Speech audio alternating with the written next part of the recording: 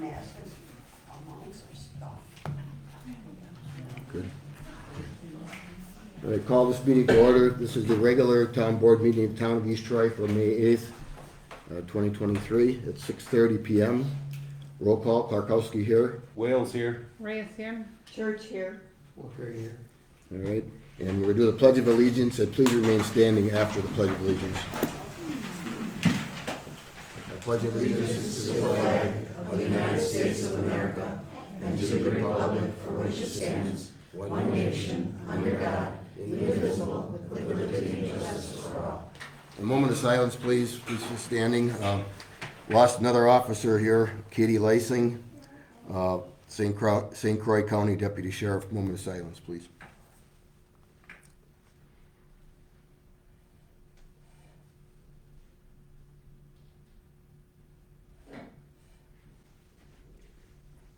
Thank you. All right, Kim, are all of our postings in order for tonight's meeting? Yes, they are. Okay, approval on the agenda.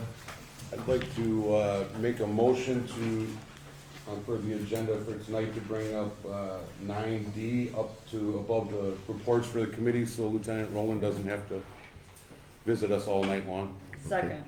All right, we have a motion and a second. All in favor, say aye. Aye. Aye, opposed? None, motion carries. Mr. I would- Chairman, Yes. I would like to make a motion that we withdraw item 7B1 from, which is the quote, town DPW putting ATV signs on county roads starts July 1st, 2023. I don't believe, the net effect of this would be de facto opening of all county roads within the township to ATV use. I believe that's a policy decision that has not been made or even discussed in its fullness.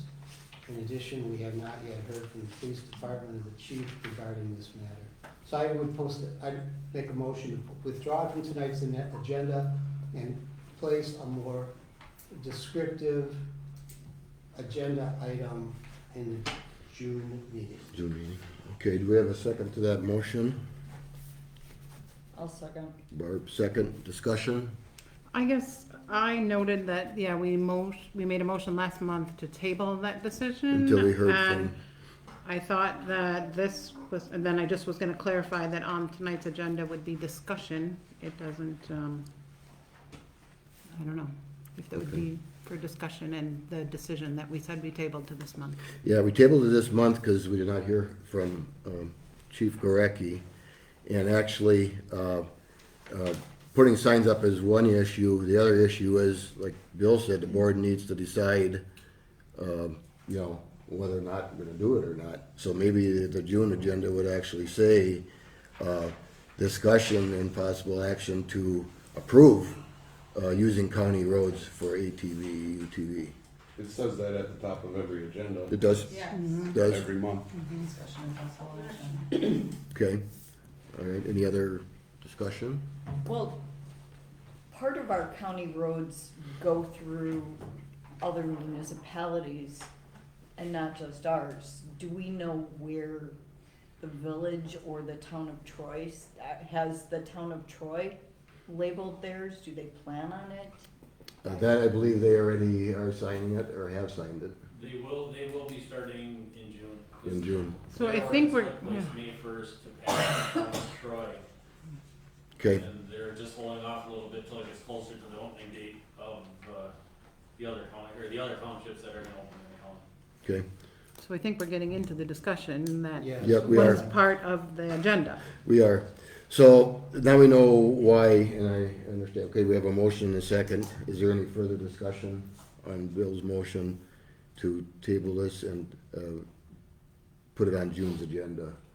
No more discussion on that motion. All in favor, say aye. Aye. Aye. Opposed? Nay. Name.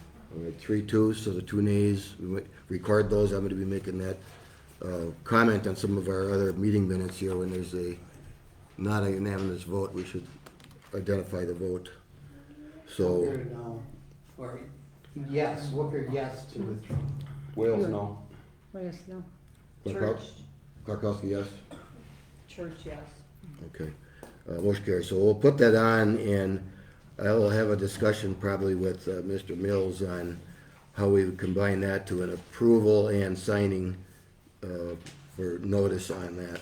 So, but we still, you know, we were still looking for Chief Gurecki's Yeah. input, but now we've moved this, we won't have that tonight. Is that okay with everybody? Well, was Chief Gorecki prepared to make that comment tonight? Were you prepared to discuss the ATV and county roads tonight at all, or no? I certainly can discuss it, and I have an opinion. Okay, If I think that that, helps, but okay, I think what would be best is you, put that, opinion in writing to the board, and we'll have that for next month's meeting in June, so. Okay, so Mr. that's, Chairman, I have one other request in terms of tonight's agenda. I'm confused by the combined items of J1, which is Michelle, with Supervisor Reyes' recommendation to the board regarding video retention, and the town attorney's report on the same subject. And I'm wondering if they could be done at the same time, Okay. perhaps with Michelle presenting first and Jim second, or should we keep them That's separate? fine with me. Mine was just tabled from last month, okay, so that's why it shows up on this All right. month. And it was tabled for the committee I to do wanna hear research. it. I don't wanna table it. I wanna no, no, hear it. no, you want to know whether or not you want to combine that with, at Jim's If time, we you can do care? it at the same Oh, time. well, I think we said That's during the fine. committee report, right? Sure. Yeah, Great, thank So you. you're gonna do it during the committee report? Mhm. As posted, okay, so no change there. okay. And And I would make a motion that we table new business 10B in order to gather public feedback and prepare for an orderly transition. Do we have a second? I'll second. Okay, Chad, second. Under discussion, I put this on here at the request of Mr. Mills, because I told him the resolution for the new appointments, which we do every May, would not have a communication committee, and he suggested that we have a separate motion, a line item, so that's why I put it on here. Well, and I would Just for also, clarification, you indicated your resolution would not have a representative, and I said, well, the board has to vote to get rid of that committee first. Correct. that- So that's why it yes, ended up on that here. would be my second motion to table Well, the let's- resolution. Let's work on the first one. All The right. first one, you want to table 10B. We have a motion and a second. Is there any further discussion on that? Anybody? What's the plan if you table it? I had said in order to gather public feedback and better understand the commitment, the requirements that remain of the communications committee and plan an orderly transition rather than abruptly as it is proposed. Okay. All right. Anything else? Discussion? Okay. On the motion is to table 10B. Roll call vote, Parkowski. No, No, Not B. yet, not yet. B. Oh, I thought we had C. 10B. Clarkowski, no. Wales, yes. Reyes, yes. Church, no. Wooker, no. All right, so that stays on. And your second one, you said you were gonna. Yeah, I guess I would also move that we table 10C, the approval of the town board appointments, because as far as I'm concerned, there's been no discussion that I'm aware of with the board members regarding their appointments and if they choose to continue those or look for change. I have not had any discussion. Okay, all right, so that's your motion. Do we have a second? I'll second. Okay. We have a motion and a second, and I'm One gonna, item of discussion, and Attorney Mills, I may need your confirmation. I believe it's the duty of the chairman to recommend town board appointments. It is, but then the town board also approves his recommendation. right, it has to be approved by the board. And I think a point of order would be discussion with the appointees. There will be discussion on that when we come to that item. So any other discussion? Okay. Okay, on the motion, roll call vote again. Karkowski, no. Wales, yes. Reyes, yes. Church, no. Walker, no. All right, so that stays on also. And there'll be a discussion on how and why and whatever. All right, any other changes on the agenda? Hearing none, a motion to approve with the one change where we struck 7B1. And we moved up, Oh, yeah, and move up. That one was already approved though. Yeah, Right. we did. I don't recall there being an actual motion to combine 11A. It wasn't. No, Michelle said she preferred to do her reports where it's on the agenda, right? And then Jim Right. Jim doing his later. at the same time. Well, I'll well, make now a we, motion that we, okay. Hold on, point of order then. sorry, What I heard was you were gonna do yours at the same time listed in the agenda, and so was Jim. If Oh, you're saying you no. want Jim to move up, Jim was No, moving up. Jim, No, Michelle's gonna go first, First. that's her committee report, And and then I'm you just will. moving 11A to right to after. follow. okay, Follow concurrently. all right, so we should That do a was what motion we on all that too. understood. I'll make a motion that we, move 11A to be concurrent with J1. Second. All right, can you restate the motion you have written Is down that there? okay, Michelle? Mm-hmm. Okay. Kim, can you read back that motion? The motion was to move up item 11A, to proceed item J1. Follow. To To follow. follow, J1. To follow follow. J1. 7J1. Okay. 7J1. All right, any discussion on that? Hearing none, all in favor say aye. Aye, opposed? None, motion carries. Now we need to approve the agenda. I make a motion that we approve the agenda with the modifications mentioned. All right, do we have a second? Second. Bill, second. Discussion. Hearing none, all in favor say aye. Aye. Aye, opposed? Nay. Nay. All right, record the Wales, vote. no. Reyes, no. Markowski, aye. Church, aye. Walker, yes. Okay. All right. Next item on the agenda is, we have a bunch of meeting minutes. And the first one, if it's in the same order that was given to us in the packet, is the Communications Committee meeting from April 3rd and 24th. So I would submit the Communications Committee meeting minutes for April 3rd and April 24th, which have been created and reviewed and approved by the committee for approval by the board. Okay. I'll second that motion. Discussion. Hearing none, all in favor say aye. Aye. Opposed? None. Motion carries. Next one, listed there was the Planning Commission from April 5th. Mr. Wicker? These minutes have since been approved at our May 3rd meeting. We had no business from applicants on April 5th. However, we did have a discussion about how best to communicate our recommendations to this body, which in turn are then sent forward to the Walworth County zoning. And then that's the substance of that evening's meeting. So I would ask for a motion to approve the Town of East Troy Planning Commission minutes from April 5th. So moved. No, Bill made the motion. I'll second. Barb second. Discussion. Hearing none, all in favor say aye. Aye. Opposed? None. Motion carries. Then we have our regular board meeting of April 10th. And the issue I had here is with the votes not being recorded when they're not unanimous.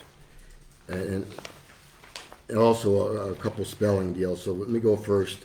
On public comments, under John's Stowe's comments, Scott Seeger, that's S-E-A, just a spelling on his name.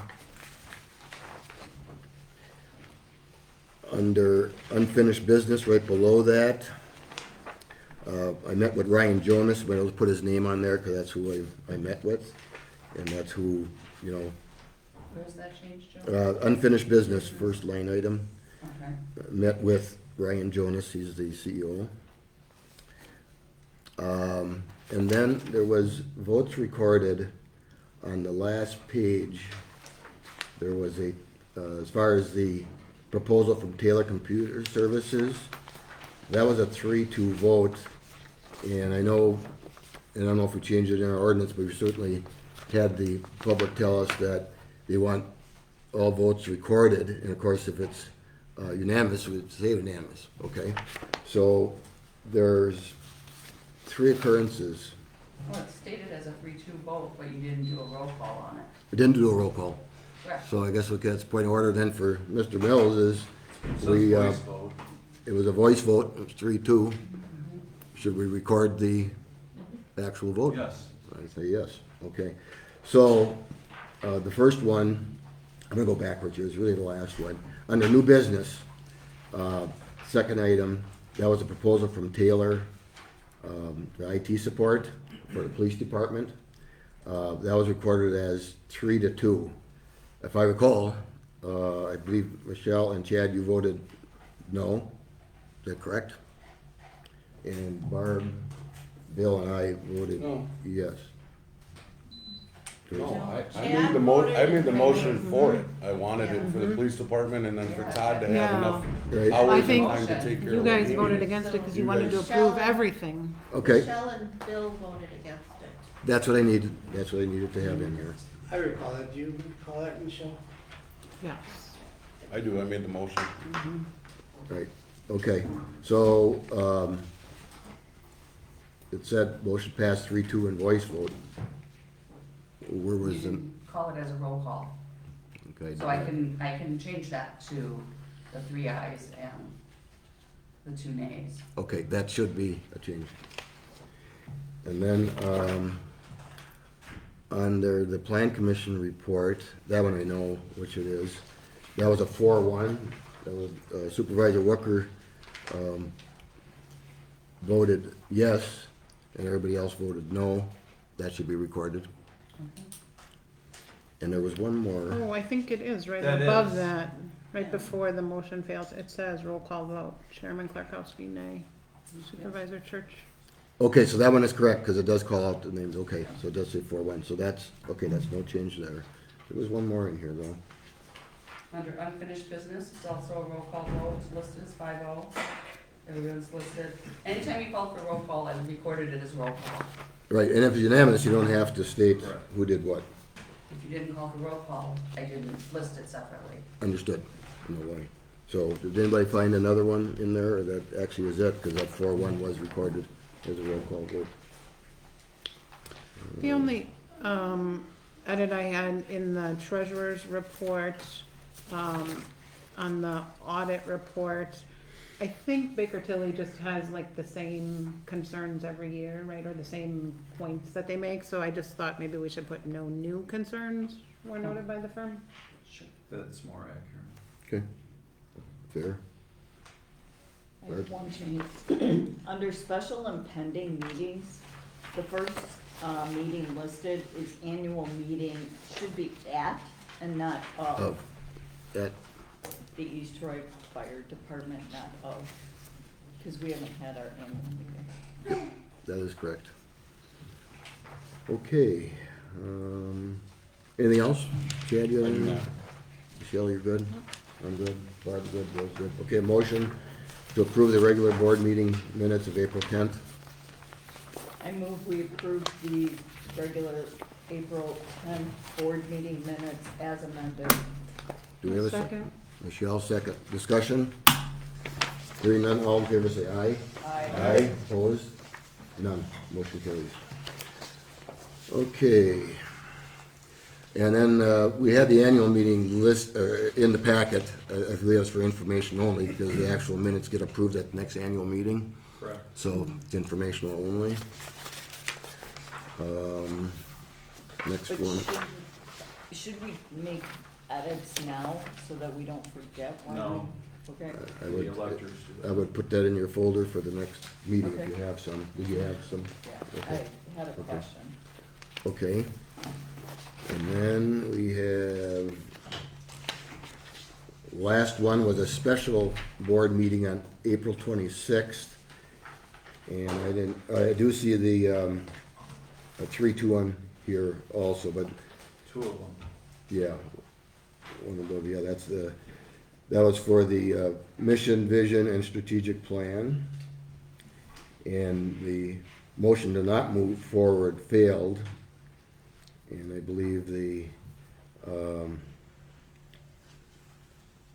I know who they are. you know, yeah, and then in the past was just the same thing, the opposite direction. It was Barb, Bill, and myself.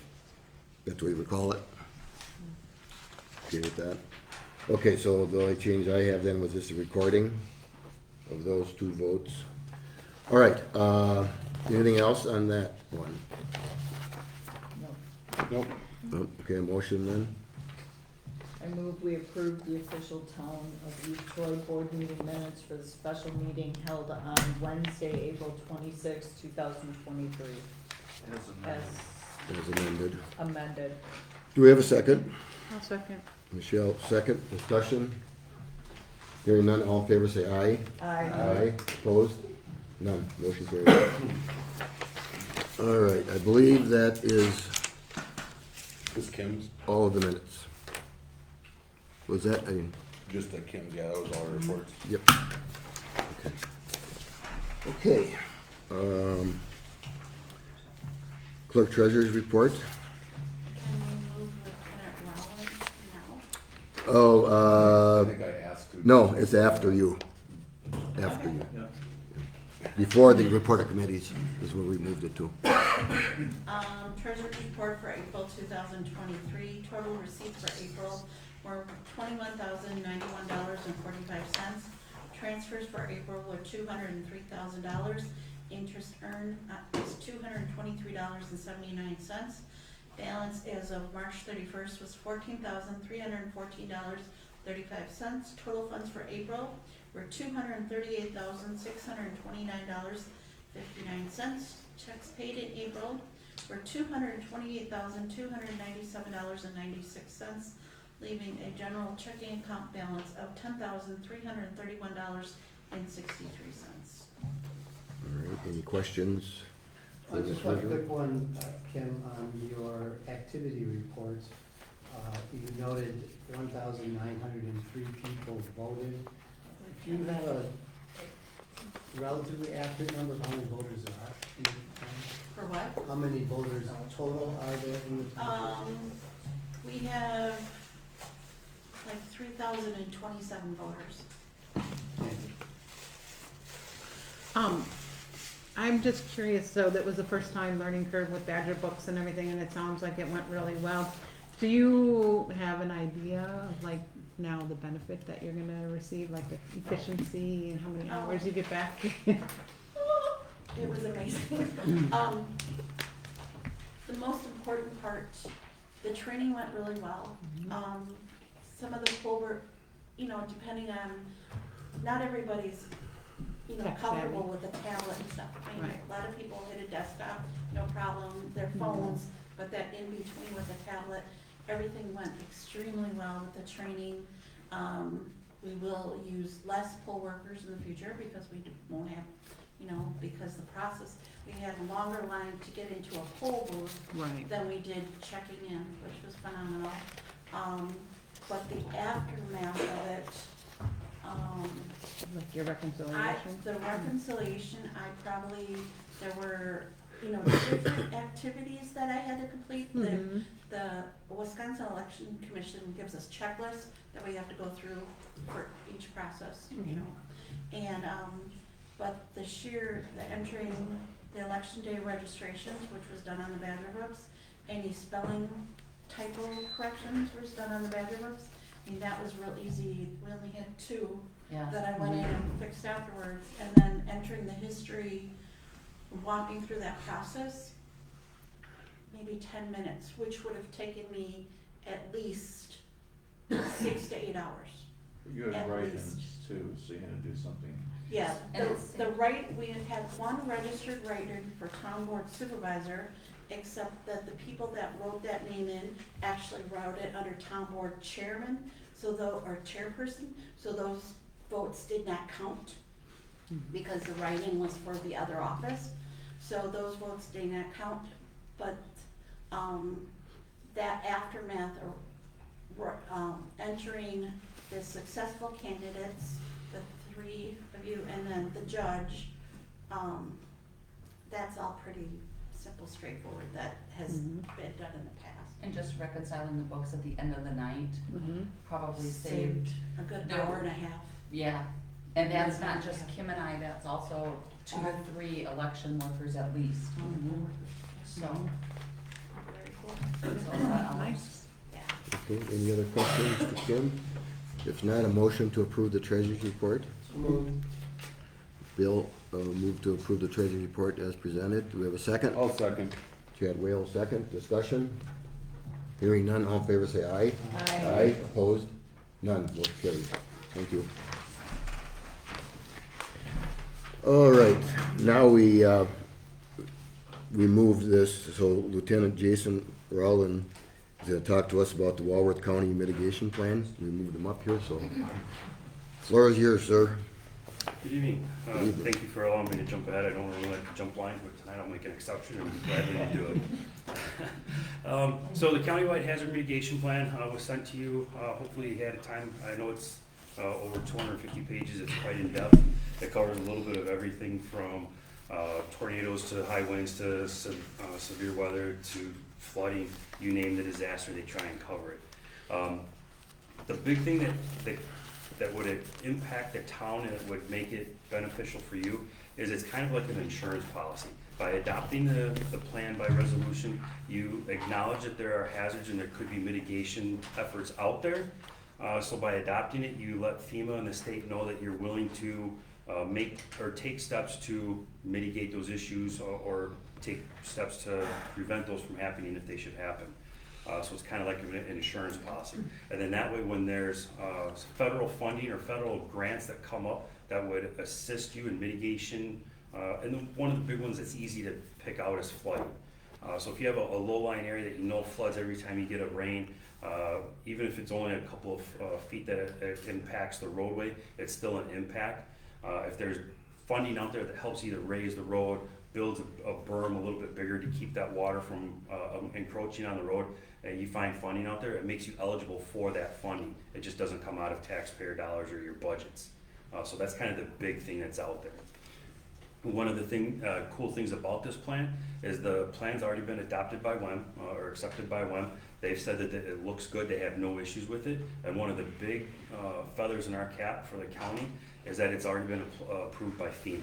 FEMA likes the way it's written. It was adopted by them on the first shot that we sent it up to them, which is, from what I understand, because this is the first time that I've dealt with this plan, but from what I understand from everybody else that's been doing this for a lot longer than I have, that's unheard of. So the plan is well written as it sits. Not to say that it's not perfect. There is always room for improvements. But as of right now, the way it sits, the plan is pretty well written, and those that are a lot smarter than I am say that it's pretty well written. So if there's any questions, I'll do my best to answer them. I may not know all the answers, but I'll do my best to quell your fears. You talked about funding. By adopting this, do you make us aware of funding, or is this still something that we have to hunt and seek out? Combination of both, to be honest with you. Because though I have an assistant now, my time is dealt with a lot of other things other than always looking for funding. A lot of times when there's funding for different projects that come up, FEMA will send announcements out, and a lot of times I won't know what community or municipality has specific needs, so I'll send it out to contacts that I have that are either local emergency management coordinators. A lot of times I'll reach out to police chiefs because I've got a group that I talk with them on a pretty regular basis for different things. So I'll send those out to the municipalities and I leave it up to them. Wisconsin's a home rule state where everything falls on the municipalities. And I'm not one, and I used to work in a municipality. I hated when somebody came up to me and goes, "What are you doing and why are you doing that?" I'm not gonna do that to you folks. You guys are smart enough to realize what needs to happen in your communities. You don't need big brother, no pun intended on my size, to look over your shoulder and make sure you're doing what you need to do. That's up to you folks and your constituents to deal with. Any not for me. help you can send us on funding sometimes is appreciated. Absolutely, and not to say that if something comes up, I'm not going to be able to look at historical data Right. to help you get that information to get Right. you the maximum amount I of funding. understand. All right, a two-part question. One of them, how does this mitigation plan compare to the municipal emergency operations plan that we just submitted? Are they totally two separate items? Yeah. Yes, they are. Totally So the separate. mitigation plan is kind of a, what happens, or what are the problems that could be out there? Your emergency operation plan or your local emergency operation plan is what we're gonna do should this happen. Okay, and then the second part, that a little confusion came into it, when we received the first correspondence on this one, it sounded like if we were a part of creating that plan, we should do, a resolution. That's not the case, we should all do it. Correct. Right. So there was groups, before I got into this position is when this plan started its formal revamping process. This is the third time that the county has redone this mitigation process.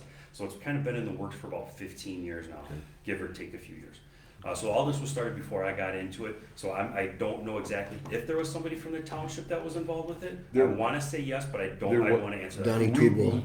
Donnie Tubal did I before did you. actually, when I You first too? got on, I had gotten that, an update for this mitigation plan, and actually you and I went through it, and I had asked, because I had just gotten on, is there anything I'm missing as far as updates, and a few things were for our camps.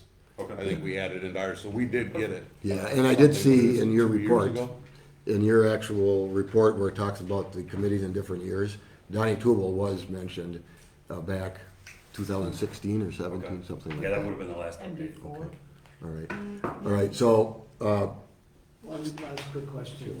So in terms of the townships, villages, cities in Warwick County, have most of them already made an ordinance adoption? It's a resolution to adopt it, not an ordinance. Just to clarify and make sure, I don't want you guys to start making plans or laws or ordinances. I'm sure the attorney would correct us on that. But it's an adoption by resolution. And to answer your question, so far, there's only been 2 communities that have adopted it, the Village of East Troy and the City of Whitewater. You guys would be the third ones if you adopt it tonight. Wednesday, I'm going to Williams Bay, meeting with them, and over the next 2 months, there's at least 5 or 6 other communities that are already had me on the books to come and talk to them and answer questions. yeah, So- I believe last month, Town of Troy did the resolution as suggested. Okay, I didn't hear about that one. Yeah, they didn't submit it yet, so. you'll Cool, see it. that's great, so I take that back, give you the 4th one then. It is my goal, and it's just my personal goal, that I would love to have every municipality involved with it, because I think it just, like I said, it's kind of an insurance policy for us, to ensure that the people in our communities that we're here to serve are protected, and if there's a way that we can help prevent them from losing property, homes, anything like that, I think this is a way to do it, not the way, but it is a way to help them out. Gotcha. All right, any other questions? I did not have any other questions. I wanna say thank you very much for taking the time to come up. It was a little bit of short notice talking the end of last week, but I appreciate all the Any insight. questions? Jim, are you okay? Mr. Mills, are we okay with what you heard here now? Just kind of clears it up a little bit. It does. The draft resolution had language in it that said participating municipalities should approve this resolution. And I wasn't certain until hearing Chad and Joe speak that we had actually participated. Way It back. sounds like we have. If that's the So that same was my plan, only it is. question. Yep. It's the Waller County mitigation plan, and they were asking for updates, Yep. but like I said, that was over 2 years ago. Yeah. And I'm assuming this is taking quite a process, so. But I've been here now 2.5 years, and it's been Ongoing. an ongoing thing since then. And as far as participating, I think that wording is in there, and I can ask clarification from Wisconsin Emergency Management. But it is my understanding that as far as participating, is that you're adopting the plan and going to be working with the plan to do mitigation throughout the township, not necessarily that you were part of actually writing the plan. Right, and So- I was simply going to add to the draft resolution, participated and/or reviewed and approved. Okay, gotcha.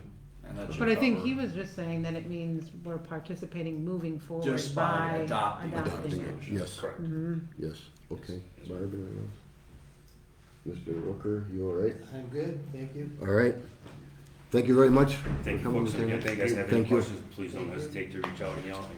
All right, very good. Take care. Thank Do we you. have to authorize Jim to be on? That we'll have to do That'll be next month, Okay. yes. And we'll get probably a copy of that, because one was provided, as well as there's a couple of. I had seen it, that's why I knew that language. Okay. You can send it out as an email, I can forward it to you, it's long, Yes, I'm Very forwarding long. to everybody. yeah. Yeah. Okay, gotcha. Okay, move on to the regular one. For my report, I had 4 meetings since our last board meeting, and all 4 of them got canceled, so that was actually good. And there was one other piece of correspondence to Mr. Tyson about the hotel, and I did copy the board with that letter of response. So that's all I have. All right, Department of Public Works, Mr. Shield?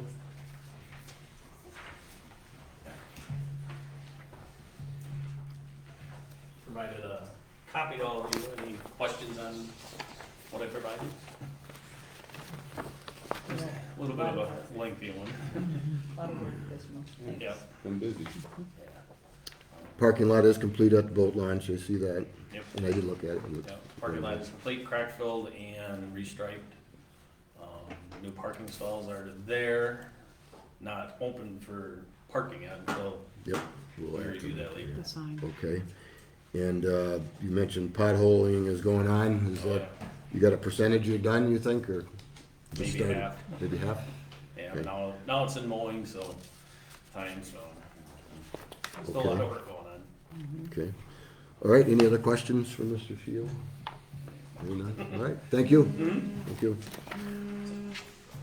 All right, police report, Chief Gorecki.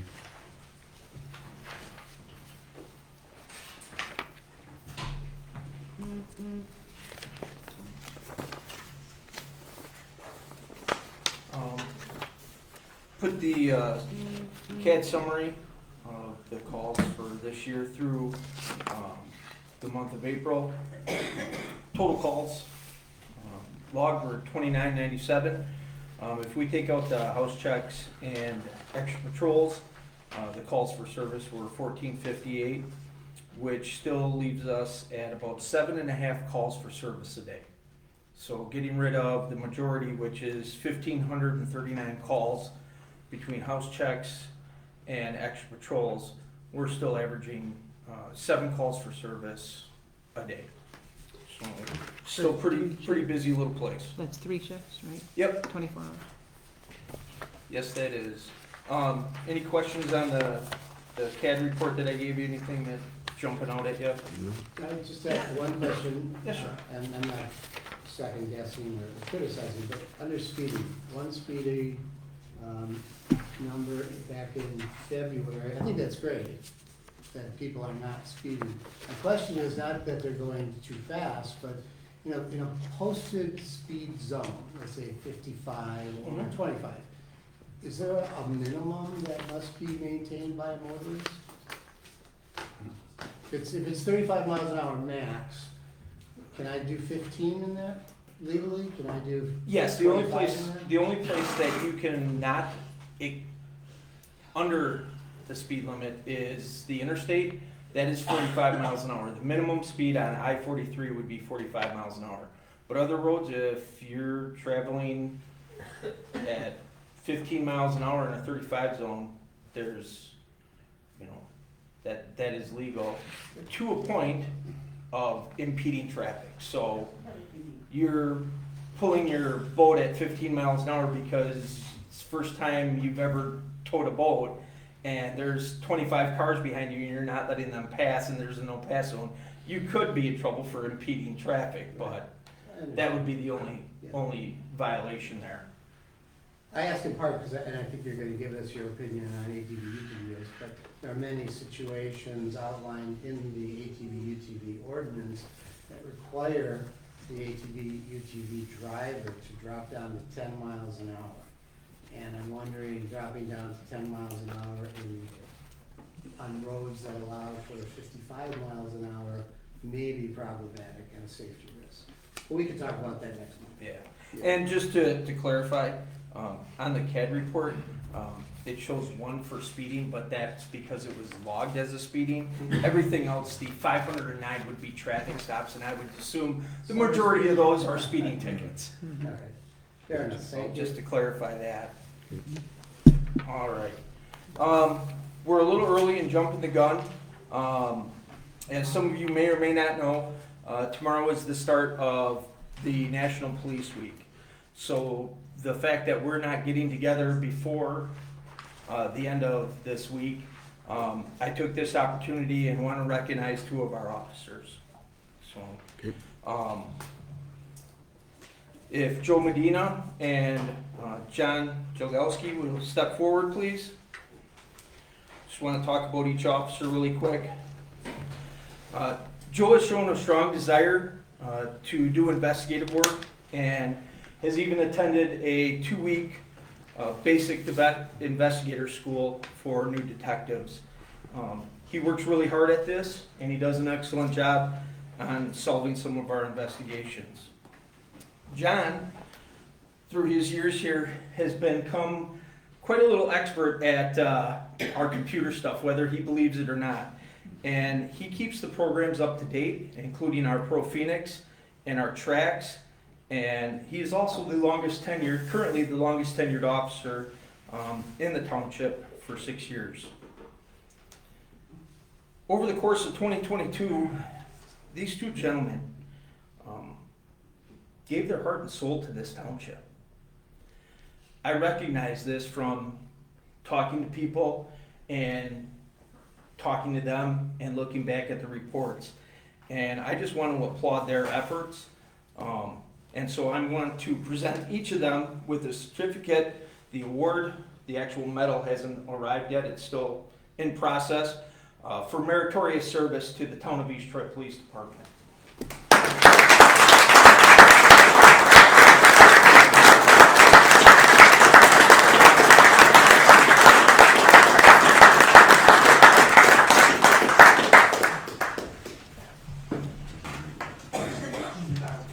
And my last, I don't have a certificate or anything, but I do want to talk about Lieutenant Scott Runge.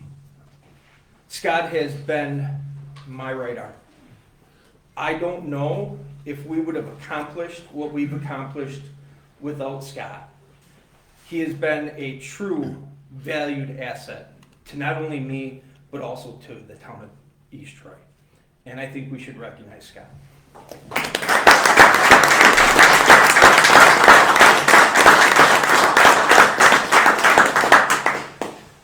Thanks, guys. And the last thing that I had was a peer permit amendment by Mr. Nas. I looked at that the first time through, and we didn't have a problem with it.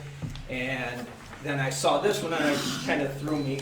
And I looked at it the second time, and I see no problem. Basically, he has the room to do it, and instead of extending further into the waterway, he's moving that pier over to not narrow the passage by. So I don't see a problem with Okay. what he submitted at this point. All right, and again, he did call me, and he did come in and see Gene, and reviewed this, and you can see on your sketch, now, the circle in there, mine is red, yours isn't, but that's the change. Those 2 spots there for his personal watercrafts, that's what he moved in. He had shown an extension of that pier, a 4x10, that, he looked at it and said, no, even though it's only 4 feet more up the channel, he thought, for navigation in there, it'd be best to put it up against the wharf. So that is his change. So it's really a modification of what was approved last month, and we want to make sure this is what gets into the record, because, a pier registration is supposed to say, here's what's been approved. And so I did tell him that we should, bring it to this agenda again, which we did. And I don't know, is Scott here tonight at all? I don't think. I didn't see him. on it. Okay. Joe, So, I have yes, a question. sure. When I look at the drawing and the notes here, A, that has the hash marks through it, Yes. was relocated to the end of the wharf, it looks like. So are we treating the wharf and the relocated B as one structure because they're connected. Because otherwise it looks like there's 3 separate piers, and he'd need 150 feet for that. Shores, okay, you're allowed 2 for here, plus the 2 personal watercraft, okay? So those are all existing, the only thing that was gonna be added was that part that's crossed out that says A. I don't, I don't see that as being a new one where it says B. Okay. It says approved from A to B, so that in effect is where he put it, from A to B, and then the 2 for the personal watercraft. So that's the way I see it. It's all in the middle of his fairly large lot here. He's got 110 foot of shoreline, so there's no question on the number here. It's actually, he'd be allowed, it's 2 and a first, and he doesn't have enough of a multiple to go another 100. Okay, so What's that's what I see. Extra 50. 6 by 2, That was on there, that's not even part of this, I don't even know what that is. What I will say, and the question came up actually to Gene and myself, I said, can't you make this a little bit, I don't wanna say neater, because it's all in the eye of the beholder. But when you look at this, it's very crude, but that's not a reason to say it's not, acceptable. Well, I would have thought that perhaps a narrative might have Help some. clarified some of this. Yeah, and his last change where he's saying, reason for change based on safety purposes. Well, you looked at what he got approved last month and said it would be better served if, he, put those 2 personal watercraft ones up against the wharf. And I don't know how wide the channel is, that's another thing. This did not rise to, one here where you needed a survey like we do a lot of times. We'll say we want a stamped survey. It didn't rise to that deal. However, I would say that, if we ever get to a point where we look at this and say, that ain't neat enough, then I'd be asking Attorney Mills if it's neat enough, because the actual ordinance doesn't talk about neatness, but it does go to clarity. And for clarity here is what he circled as that was his change. This is the new one left for 2 personal watercrafts on it. And that, he's saying actually was approved before, so he's moving A to B. That's I'll what- make a motion to amend the previous approved pier permit and to also approve, the new one. All right, we have a motion, we have a second. I'll second. Barb, second. Further discussion? Hearing none, all in favor say aye. I Opposed? Abstain. Mr. Wicker abstained, so it's 4-0, vote to approve. Okay, thank you.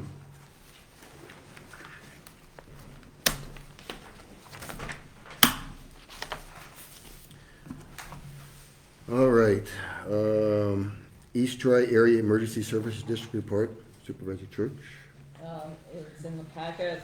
Our next meeting is the 16th, be preceded by the annual meeting and then the monthly meeting for me. Okay, any questions on the ESD? Hearing none? Okay, Motion to approve. I'm looking for your report here. It's just a report, right? That goes to Yeah, For those 2. the ETA, ESD. yeah, we already approved whatever was listed previously, so. Okay, thank you for that report. Park Committee report, Supervisor Reyes, anything? I just coordinated, with Ryan Holly at the high school and Todd to look for some available dates for the spring mulching, but with the assistance from the high school students. Were they receptive, pretty much? I was just late last week, so I haven't heard back Okay. yet. Okay. Looking at schedules. Very good. Okay, anything else? All right, thank you. Booth Lake Memorial Park report, Supervisor Wales.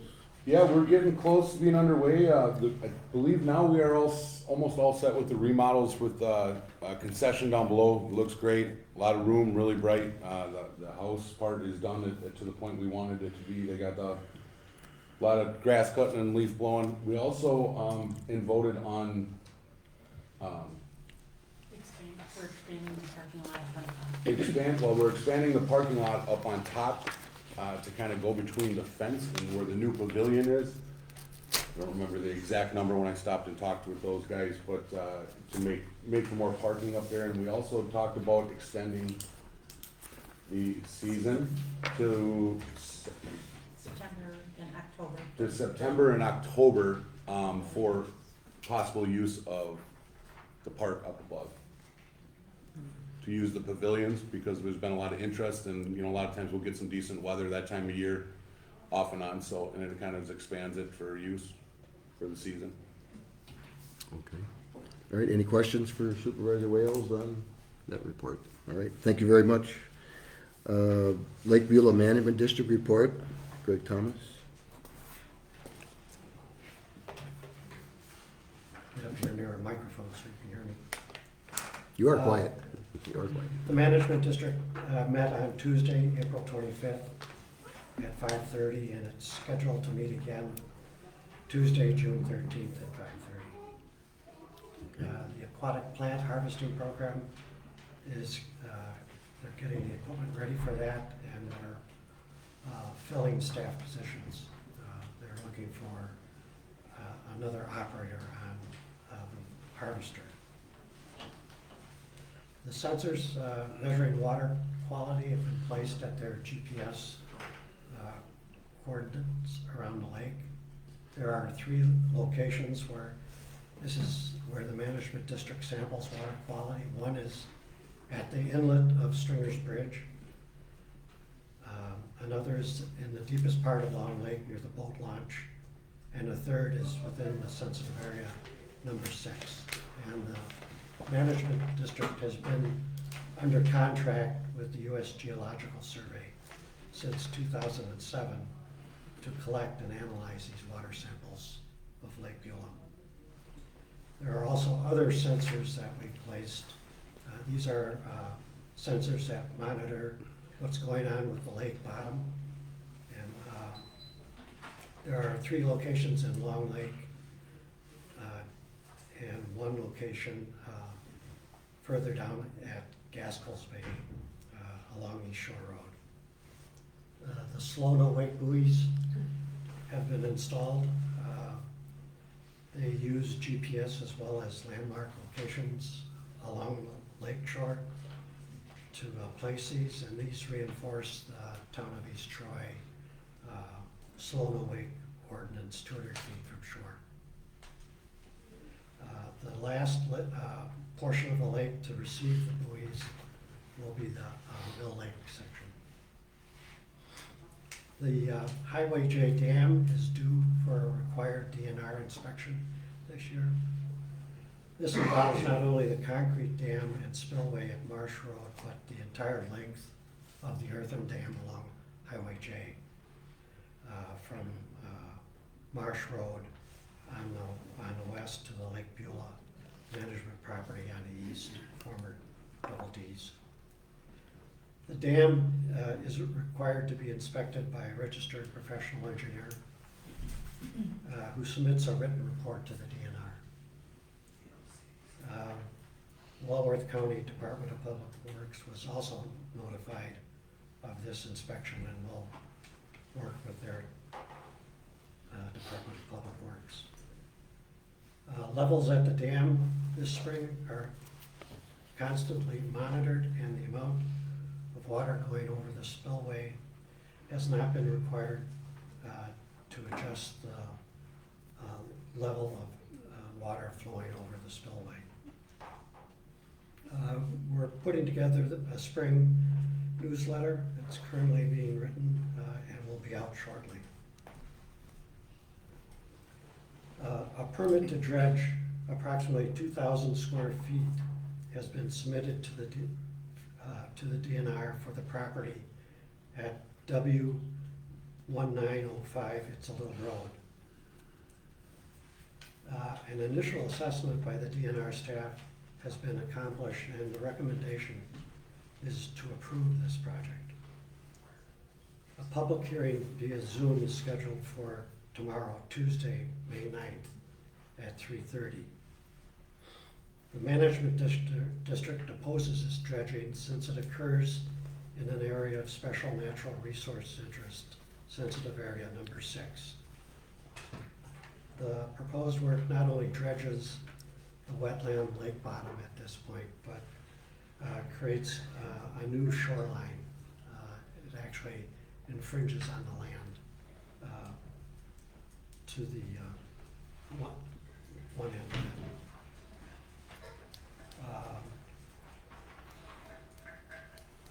Our Robert Nauta, the Management District's professional hydrogeologist, has written a detailed request for the denial of this permit. And the permit has also been recommended for denial by Heidi Bunk, who's on the DNR staff as a lake biologist specialist. Any final determination can be and should be appealed. That's it.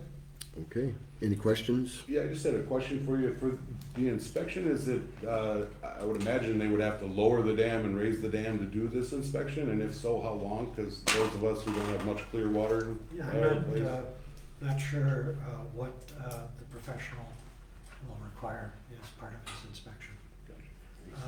The last time it was inspected, there's some shrinkage cracking in the concrete.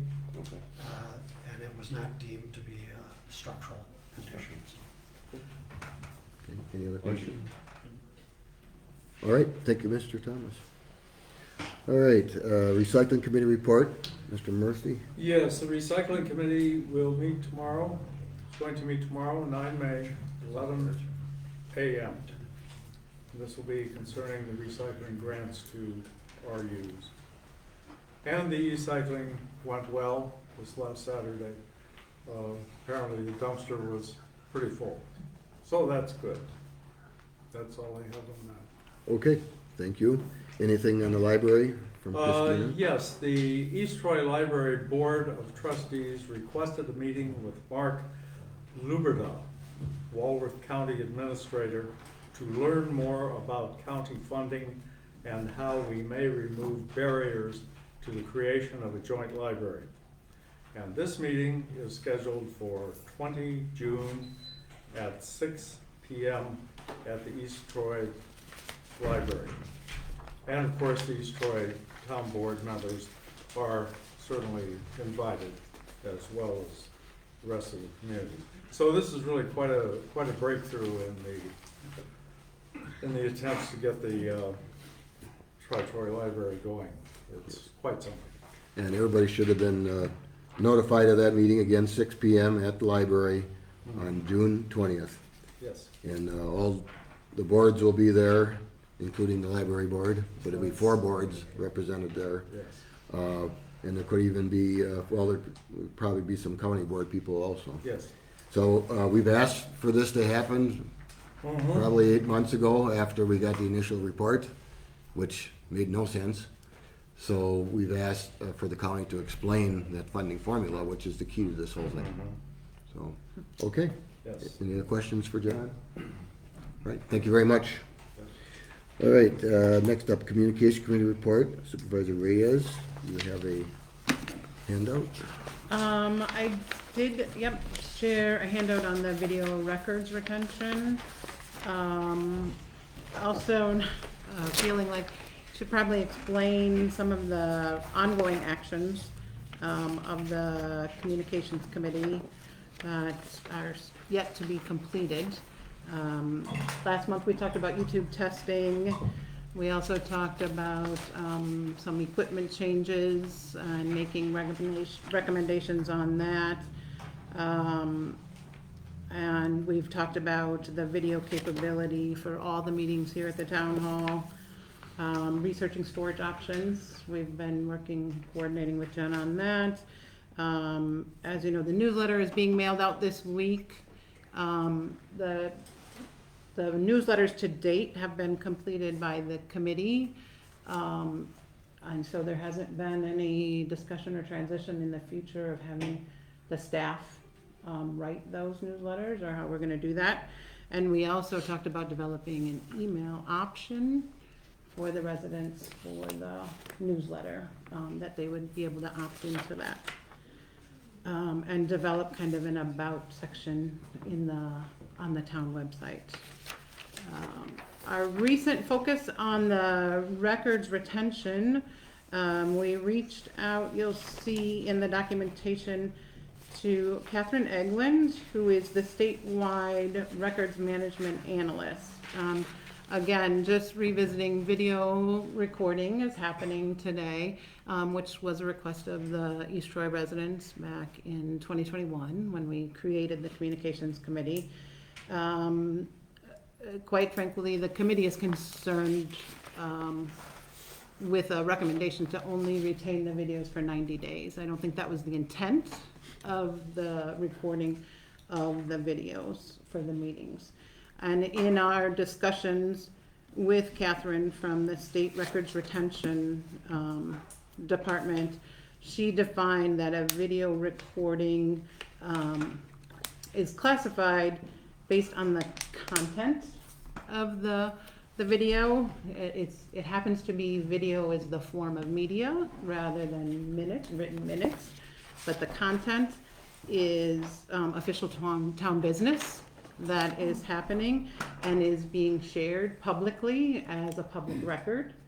And as a result, that would be part of the town's general records retention ordinance, and it would fall under the state statute 19.21. And so our understanding from Catherine Egland was we do not currently have an adoption on file to go with the statewide general records. We have a local ordinance already in place, and you'll see in the documentation our ordinance, sorry, I don't remember the numbers, 2.105.070. Point A is obsolete utility records. Point B is obsolete financial records. And obviously the videos would not fall into either of those, so it would fall into point C, being other records, which our ordinance states that if other records are considered obsolete, the above noted legal custodians may destroy them at any time 7 years after the record was made. So that's already in existence, so the town would not need to draft another ordinance. It's already in existence. So again, I think the important thing from Catherine was the content and the intent of the videos, and the fact that it is being publicly shared by the town's official channel, official platform, that it is then considered a public record, which would be subject to the 7 years records retention. Okay.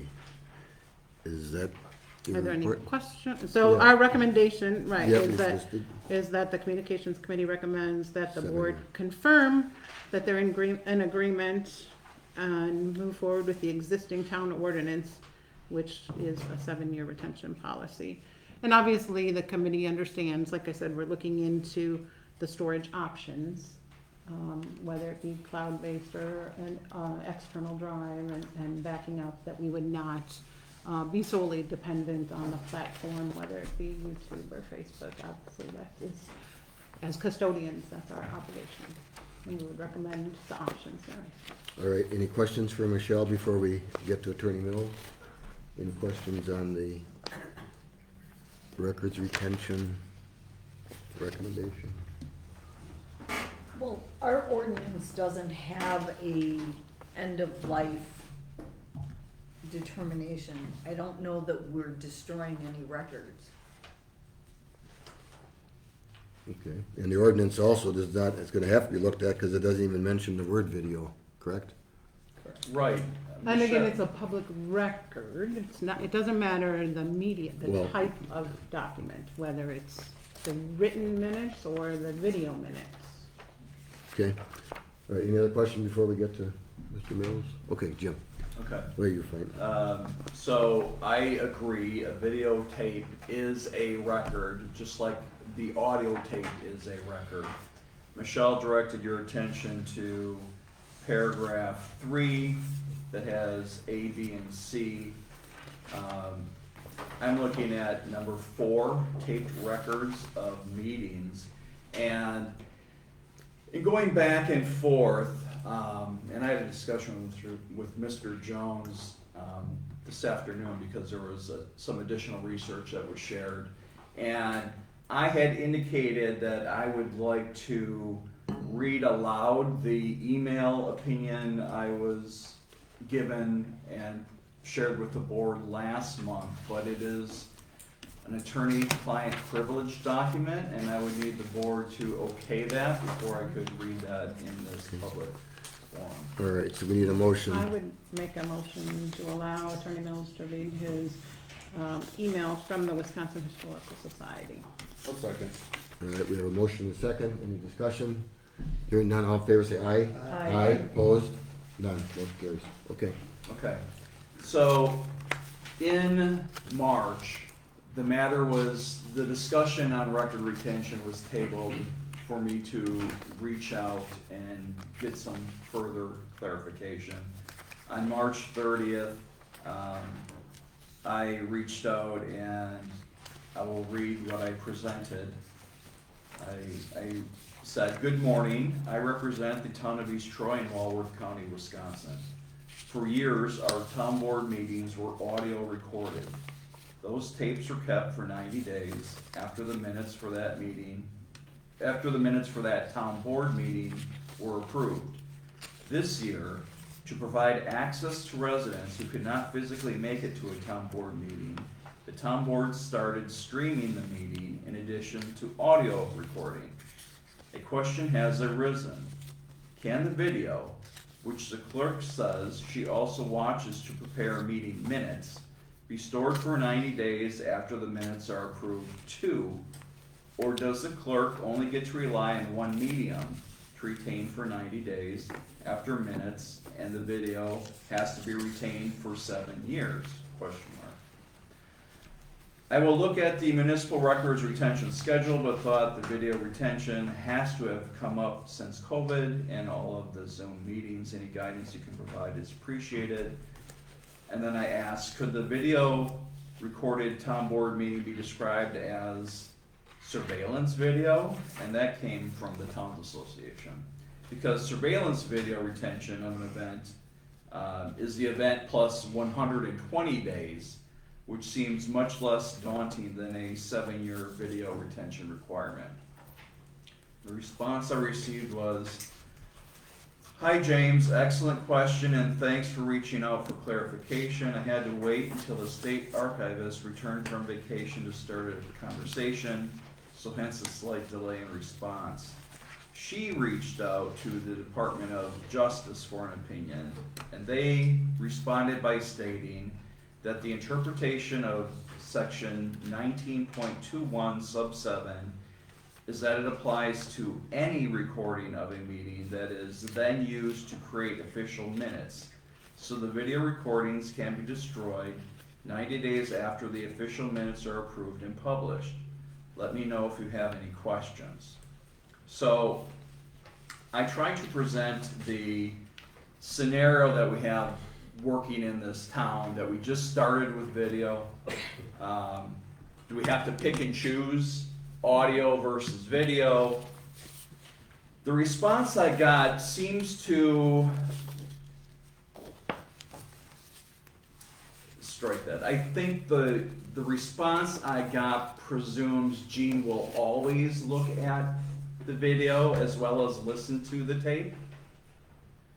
Anytime she does that, I think there's a 90-day retention period. I don't know if we still have a 7-year retention period if she only uses one. But I think that one of the key pieces from the Department of Records Retention is that it is shared publicly as a public record, and that's based on and it's official town business as content. So True, but the official record of a town board meeting is the approved minutes. Right, That's it. but it's still a public record. As is Public. these audio tapes, those are public records too, until they can be destroyed. So the issue is the retention period, not whether or not it's a record. I never disputed that the video was a record. So it seems to me that as long as the clerk is using both mediums to prepare her minutes, 90 days applies to both. And the only change that would have to happen in the ordinance would be adding the word video to number 4. I mean, it doesn't even really say, it says taped records. It didn't even really say audio. It never identified which, one? but at the time that it was drafted, we were only using audio. Correct. And all the other retention record periods in our ordinance is based on that schedule that we didn't formally adopt. In part because it's about 50-some pages in length. Only about 8 pages refer to municipalities. And there's record retention periods in that schedule that have nothing to do with municipalities at all. So I used that schedule when I drafted this ordinance back who knows how many years ago. I guess the concern from the committee as well is the intent of these videos was in response to the citizens' request to be able to access the town board meetings, and also as a reference going forward. Actually, it seems kind of wasteful to publish the meetings and have them available only for 90 days. I think that the point of the public record is to be able to go back and look at those things. Yes. There is no intent to roll every day of the week and check, okay, this expires this date, delete it, this expires this date, delete it. There is no intent on that. It will simply fall off, just like when you DVR something at home, until space is needed, and then it will fall off. And that's why accordingly we would plan for that space, and we should do what we say and say what we do, right? So, I mean, in the future, there is a risk, I would think, if we say they're only required to be retained for 90 days, there is a risk at any time that those records could be deleted. And I don't think that's what the citizens have asked for. The citizens asked, was mostly in response to COVID and more open communication saying, I can't come to this meeting tonight because I am ill. Okay, it doesn't have to be COVID, I'm ill. And I want to be able to sit here and watch the whole meeting and see the whole thing, okay? And, okay, if I can't do it at home because, or be here because I'm out of town for a week, all right, next week to come in and they can view the whole thing. Certainly if it's important to somebody, you know, the 4 months of gap in there, certainly would have time to go look at it, okay? But to go and say, I'm gonna look at a video from 4 years ago, when all the situations have totally changed, and that's not the official record is the minutes. It just seems kind of, again, we wanna do the right thing here, and we also wanna, you know, listen to legal advice, and we also, I mean, Jen, you know, the village has been doing this, and theirs fall off about a year, They have an ordinance or a policy for a year. for 1 year? Retention. And 1 year do retention. have, like a storage system that they use, and they're Okay. looking at updating that as well, because Okay. the use of a lot of cloud Okay. storage. Well, Michelle touched on record storage as well. Correct. And I agree, regardless of what the board decides, you as a board cannot rely on Facebook or YouTube to No, keep these Private records Right. retained. yeah. That onus is on you, so whatever length of time you decide, we need to have something that records these meetings and holds them for the requisite retention period, Regardless, okay. Kim had a question first. I did some research with just towns in Walworth County, and I reached out to the town of Mukwonago, which is much larger than, no town in Walworth County or the town of Mukwonago has video or has a video retention policy. So they don't do it. So there's, not in this area. Okay, Jen? My question is, regardless of what we do for retention, could the board authorize an external hard drive to be able to not only store what we are keeping for the minutes, whether it be 90 days, or the video 90 days or longer, but also everything that we're putting on the website and stuff like that is currently on my hard drive. So if we put it on an external hard drive, that would protect everything as a gamut. All right, and that'd be our responsibility It would give anyway, us less time yes. to crawl. I agree, because you can't rely on an outside company saying, oh yeah, we got it. You can't. And that's exactly why the committee is going about it in this manner, to first determine the records retention, so then we can determine the required storage space and act accordingly. So we are taking it in a methodical manner. I would feel comfortable having something tangible to hold on to. Mhm.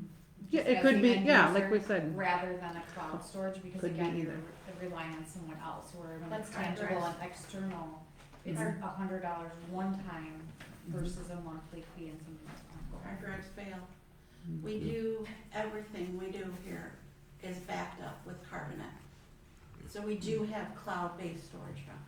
And we do have the space to add video records into that cloud. We already have that in place.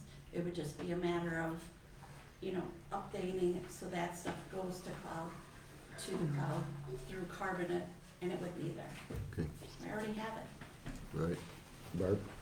I'd like to motion that we authorize Attorney Mills to modify the retention policy based on his best legal advice. All right, we have a motion. And if that needs to be amended, not amended, but described by Jim again, Jim, I believe, is sticking with his original evaluation of this, so. And the 90 days is, I told you last month when it was tabled, I'm not going to change my opinion. Not only because we have a recommendation backed up by the Department of Justice for the 90 days, but my proposal, when I come to you with a revised ordinance, it's gonna be section 4 only. It's going to mention video and audio tape that is used for preparation of minutes. Okay. Anything beside that will fall into that 7-year category. Okay, gotcha. Okay. Out of curiosity, how does Department of Justice relate to records retention versus the? Enforcement, much like the district attorney does enforcing of public, public records violations. All right. That was my understanding. He didn't actually say who the she was either, that checked with the Department of Justice. All right, we have a motion on the floor. We have to act before we continue this discussion. Second for purposes of discussion. All right, Bill Wooker seconded that motion that Barb made. Okay, now further discussion. Jim just explained that portion. I was interested to see if anything has changed, any interpretation of law and whatever, and I fully understand that, we do what's required, and if we promise more and we fail to fall into that category of compliance, that's a problem for us, okay? So we still have to do the right thing there, but the legal advice is saying, 90 days. I'm open to any suggestions on that, but I think Jim has stated succinctly of what the law is. As long as it's only used for her, Minutes. the minutes, Right. which Right. this Not only can for be, this that. can be used for a lot of other different Not things only where that, you're as gonna, long as you it's have, used. you have an issue of falling into these other categories. Right. Okay, One, I'm sorry, I didn't mean to Go- interrupt you. continue We that. were, I've already had it to where I've used Mr. Stoss's, went back 2 years because somebody said, you said this and that, and I went, boy, I really don't recall that, it's been a couple years, so I actually went back and it was great, it was a great tool. It was a great tool to fall back on, and then I could guess, now I know why I said it or what the context was or whatever, but if it's not gonna cost us anything more, if Kim, you're saying we have this storage, and I don't know about the 7 years, but it sounds like there's a likely possibility that some of these videos can be used for more than just doing our minutes, which that makes it fall under there, so We wanna talk about if we do less, we're trying to cover our butts, but then if we don't do enough, boy, Yeah, we're gonna that's be true. in some serious trouble here. That's a good point. That's a big what if, right there. That's a good Just my point. opinion. Is there any other examples, again, in saying if you use it for any other reason? I didn't quite follow that, any other No, reason. but the only way that you can avoid keeping it for longer, for only 90 days after the meeting and minutes are approved. I'm sorry, let me go back. The only way you can only retain for such a short period is if you are relying on that medium to create the minutes of the town board meeting. If you are not using it for that purpose, you cannot say, we're only gonna keep it for 90 days. Okay. And the policy, not the policy, procedure you used since you started here, or since the video was available, you're using it, right? I use both. So why would we change that? I don't get why we would change And that. again, we're not necessarily gonna just go through and No. start the meeting at that No. 90-day mark, they're gonna be there. But if we They authorize, might be yes, there for I guess 3 my years. point is We this. don't wanna commit. If the town decides to allow me to change the ordinance, I'm gonna have to include language in the ordinance that says, as long as they are being as the video's being used for the purpose of creating minutes of the town board meeting. Okay. Otherwise, the other retention periods mentioned in the ordinance will apply. okay. All right, so you have a recommendation. I'll ask one more question to you. Based on what we discussed last month, would you, I know it's our decision, but would you have an issue if we did 1 year? Would you, legally? Quite honestly, I don't have a stake Okay. in this. All right, Kim? If we save them to carbon it, that's basically, as long as we have space, they're there. Okay. It's a cloud-based system, you buy storage, you need more storage, we have plenty of room. Okay. Yeah. Yes.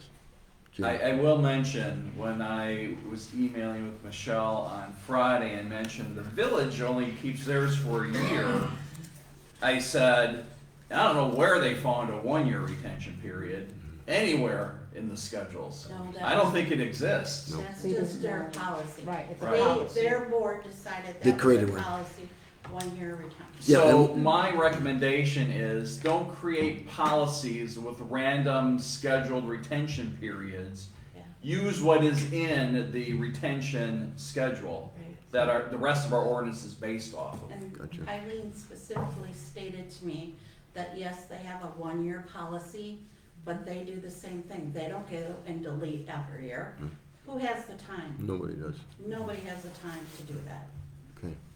Gene? I would also encourage Attorney Mills, when he is drafting the ordinance, should it be approved, to change it, that it doesn't just say town board meetings, because we also have planning commission meetings recorded that Jen uses, and so forth. There are other meetings that are recorded that are utilized, that, It already says, any committee, commission, Okay. agency, I just authority, knew you or said other town board special meetings when you were permits. talking, I just want to make that clarification. Jen? Can we also include the language in case the technology fails? The village has that in their policy. And it seems like a good idea, just in case there was a storm or the internet went down, which we've had several times in the last 2 months. If that goes down, unfortunately, our streaming will stop. And I don't think, I don't think it's gonna require us to have a recording I of don't every think meeting, acts of right? God are going to, put the Maybe town in peril. As a Yeah. protection. All right, okay. And I guess, my final comment would be, as far as serving the citizens of the town and the purpose of the videos and the intent for transparency with the residents was what they were looking for. Okay, so what I see here is, again, we merged your recommendation on video retention with the attorney's report on the discussion regarding records retention in regards to video, and authorize attorney to update retention ordinance. We gotta tell them what to put in there for now, but it does not get approved until it's voted on after it's prepared for the next month's meeting. So what he's heard is what has to be included in there, but the motion is for, you know, the recommendation that Attorney Mills, the best practices from his view, legal-wise. So that is the motion that we have to vote on. So if there's any more discussion on that, let's vote on that one first, and then we'll have to do a separate deal as far as authorizing attorney. So on the motion, right now, and you want to read that back, it's been so long ago, that Barb made? Supervisor Church moved to modify the records retention schedule to include video per Attorney Mills, or to modify the records retention ordinance to include video per Attorney Mills's recommendation. Okay, all right, so that's the motion. So on that, let's do a roll call vote. Clarkowski, aye. Wales, nay. Reyes, nay. Church, aye. Booker, aye. Okay. What a surprise. All right, now, the second part that's listed here on the agenda is to authorize the attorney to actually do that ordinance update. And again, what he has to do will be from what he heard here, but that cannot be voted on until that is prepared. So next month, we'll actually have a record retention ordinance to review. That'd be fair to say to everybody? Well, I'm not creating a new ordinance. Well, not a- I'm modifying one part of our One part of ordinance. ordinance. Just amending it, yeah. So that'd be it'd be amending, what is the actual ordinance? Is 2.105. 2.105.070, and I am looking at amending section 4, taped records of meetings. 2105, 070. 070. Section 4 on the printout. Michelle gave you. Okay, all right, so we'll need that motion. Everybody's got that memorized? Anybody? You got it written down, anybody? We already have that motion, except for. No, now we have to authorize Jim to do the work. You did. Yeah. Motion to modify record. I authorized Attorney Mills to modify the. That was in the record? Yeah. That was in the motion. Well, then we're done with it. Okay, all right. And the vote has been recorded as 3-2. Okay. Planning Commission report, Mr. Wooker. Two recommendations from the planning commission for the town board to review and potentially agree with. One's very straightforward. It is a condition use request at West 1184 County Road L, PET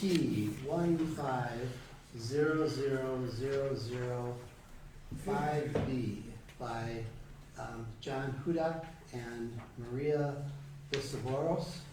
They are business partners and spouses. Their request is to live in their current home on this property while their second home is being built. Upon completion of the second home, they will tear down the structure. It's really the classic definition for one property per, one home per property. Non-controversial letters of support from neighbors were submitted. The board approved this conditional use request unanimously on a 6-0 vote.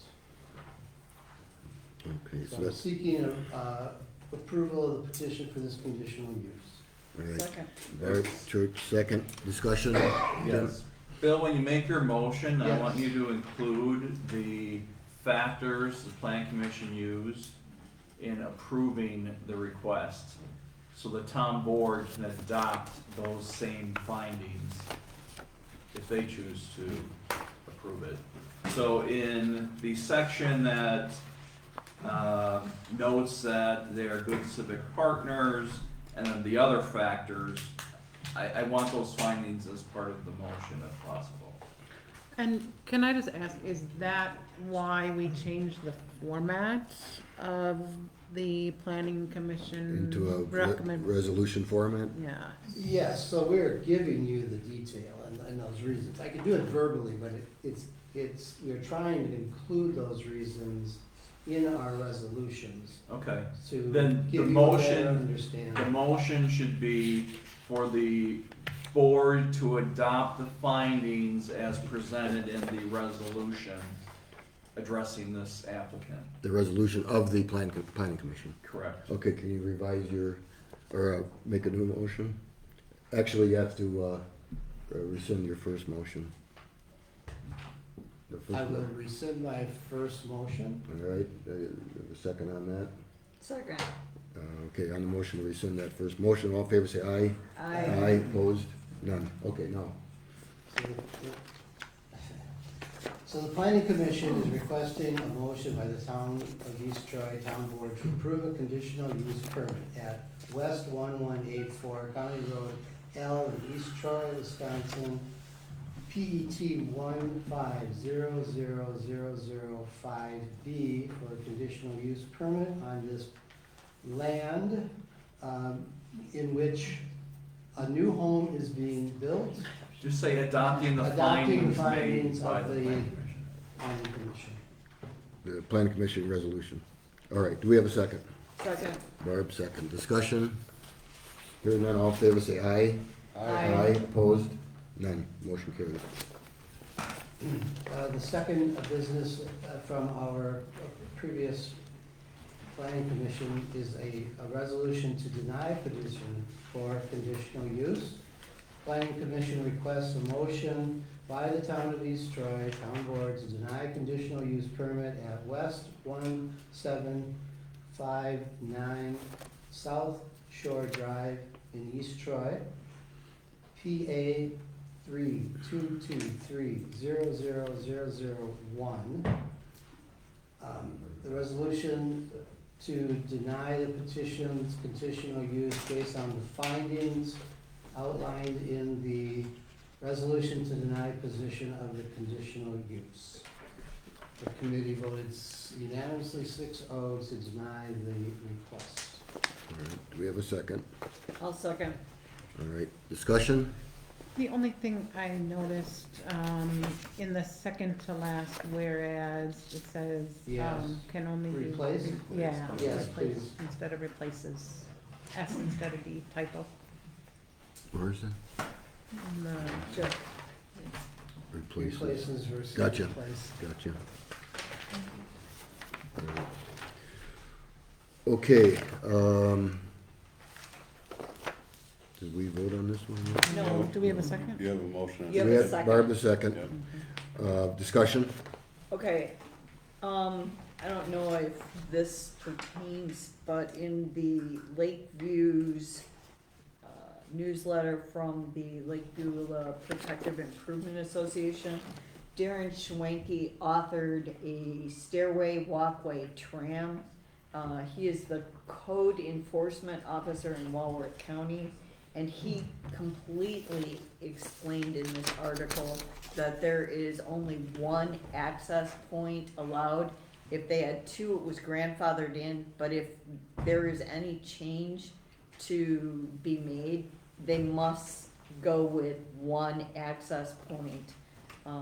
I didn't make copies of the Right, article. Yeah, and I don't know if everybody gets it, but that was a very good article. It also says if the second one is added for medical purposes, once that medical purpose is gone, that allowance or that Permission is taken away. is rescinded. Yes. When did you get that? I'm part of the Lakeview Protective. So am I, I donate every year, I didn't get no magazine. Spring of '23? You pay your dues? I pay more than my dues. Okay. Pass it I don't know down. what a magazine is. Here's what it looks like, but you may wanna, Okay. yeah, I seen that too. All right, any further discussion? Okay, on the motion, all in favor, say aye. Aye. Opposed? None, motion carries. It's back. Okay, we are to public comments period number 1. And you can come up in the order that you want. It's 3 minutes on the first one.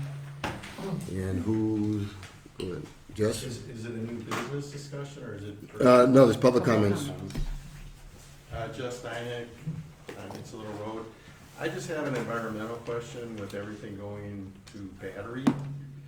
Do we, and I could be wrong, maybe I just don't know, do we have a battery recycle program of any type? Since everything is going to be batteries. No, the program on that is, you go to hardware stores that accept them. If they're alkaline, that is regular garbage. The actual batteries tell you how to where to recycle them. Batteries Plus takes them all. Yeah. Okay, they take everything. Yeah. Because I went to Home Depot and they only take like They- the barge. They'll tell you. Case. Yes, yes, true. They took them this past weekend at the Queens. Home Depot? Oh, at the electronic recycling? I know it's only twice a year or something. Well, I was just asking because I envisioned the dump having all these batteries eating Oh, yeah. the protective barrier before you know where there are leaks in the water system.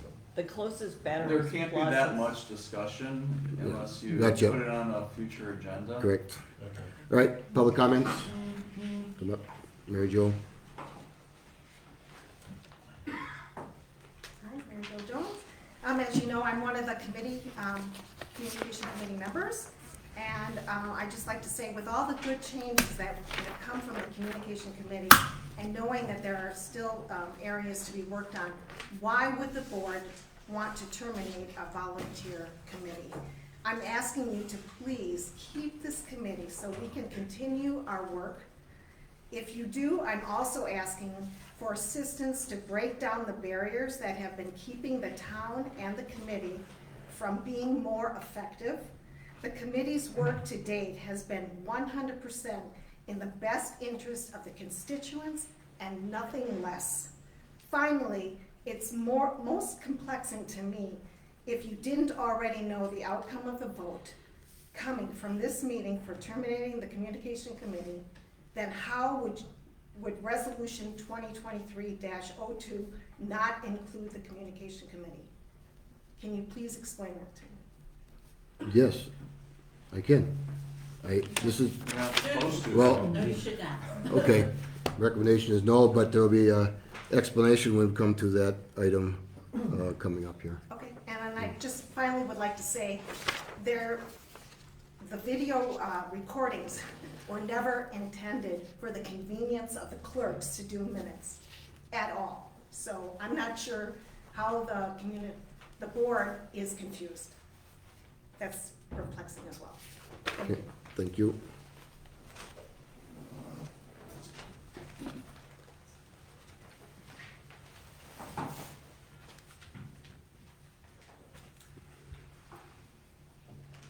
Yes, sir. Good. Bob Rice, W884 Shorewood Drive. I just want to thank you guys. Hopefully we've had a good working relationship over the past year and a half. We're looking forward to getting a new road done. Work on that project's going to start tomorrow and finish up by the end of the week. I'd like to comment on item 9C, review and approval snow plowing contract for private road snow plowing services. I'm a little confused on that. When I went to the packet that you guys received for this meeting, I didn't see anything in there, the packet that I could review the recommendation. It looks like you're gonna approve something. Our private road, you know, we're $120,000 into a project that's just starting. It's probably gonna run over because of material costs. What drove that project was the snow plowing. We're gonna discontinue services for snow plowing.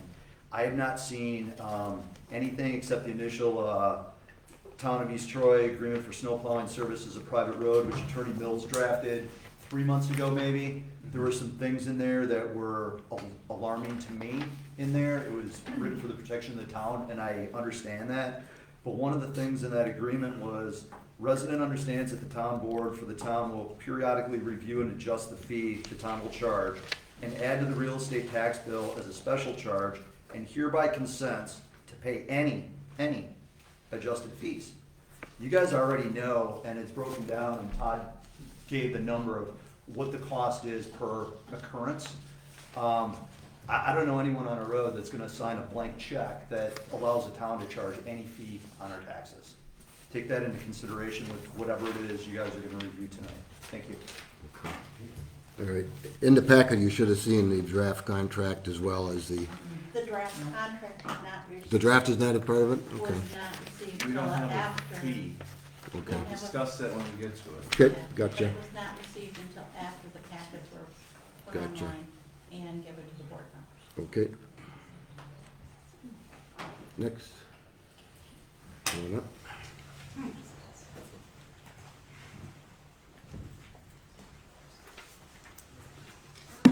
Via Vicar, North 9260 Deer Path Road.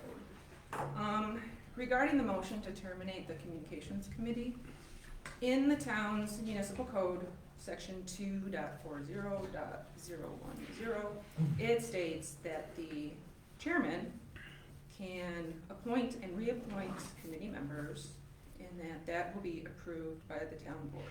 And Attorney Mills has confirmed that this evening, correct? Correct. Okay.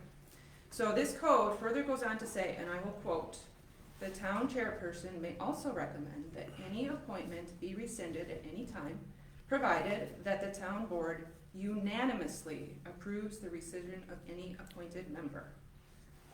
In my opinion and interpretation, termination of a committee as a whole is a rescission of all those appointments as a whole. And my interpretation is, for that to pass, it would need a unanimous board vote. Additionally, regarding the retention period, I completely agree with Mary Jo. The purpose and intent of live streaming the meetings was to make it available to residents who cannot be here. Chairman Karklowski even said that himself. The purpose was for residents who were ill. It was created during COVID. It is not to create minutes, and the code does specifically state the 90-day period is for the purpose of creating minutes. That is the only purpose that applies to the 90-day period. Thank you. Okay, thank you. Coming up. You got 30 seconds, Ron, just so you know. That's fine. Jess Steinick on It's a Little Road. I was on the communication committee, and I have the recommendations. And just as a comment, all recommendations that we made to the board have been fulfilled. That's one point. The second point about the live stream, I would agree the purpose was, we didn't get into specifics other than, I would agree that a key was to make it available in case, you couldn't attend, that type of thing. We didn't get into much more granularity regarding that, but I just want to make a point that our recommendations have been fulfilled by the communication committee. And I have the conclusion, it's in your docket that we handed out to you, so nothing is missing at this point. Thank you.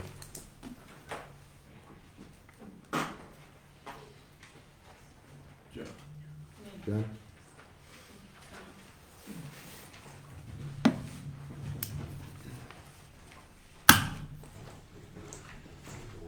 John Stowe, Stringers Bridge Road. Can we ask ourselves what the hell's going on in this town?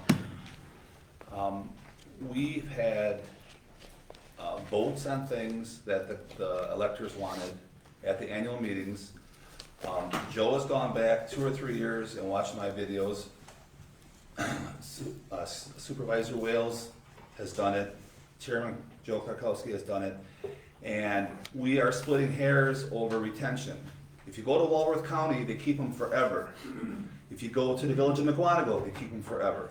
Why are we worried about 1 year, 7 years, whatever? Let's keep them so that they're available, so that moving forward, when it comes election time, anybody in this township can go back and review the votes, how the board members voted, what they did, what they stood for, what they didn't stand for, and they make their determination.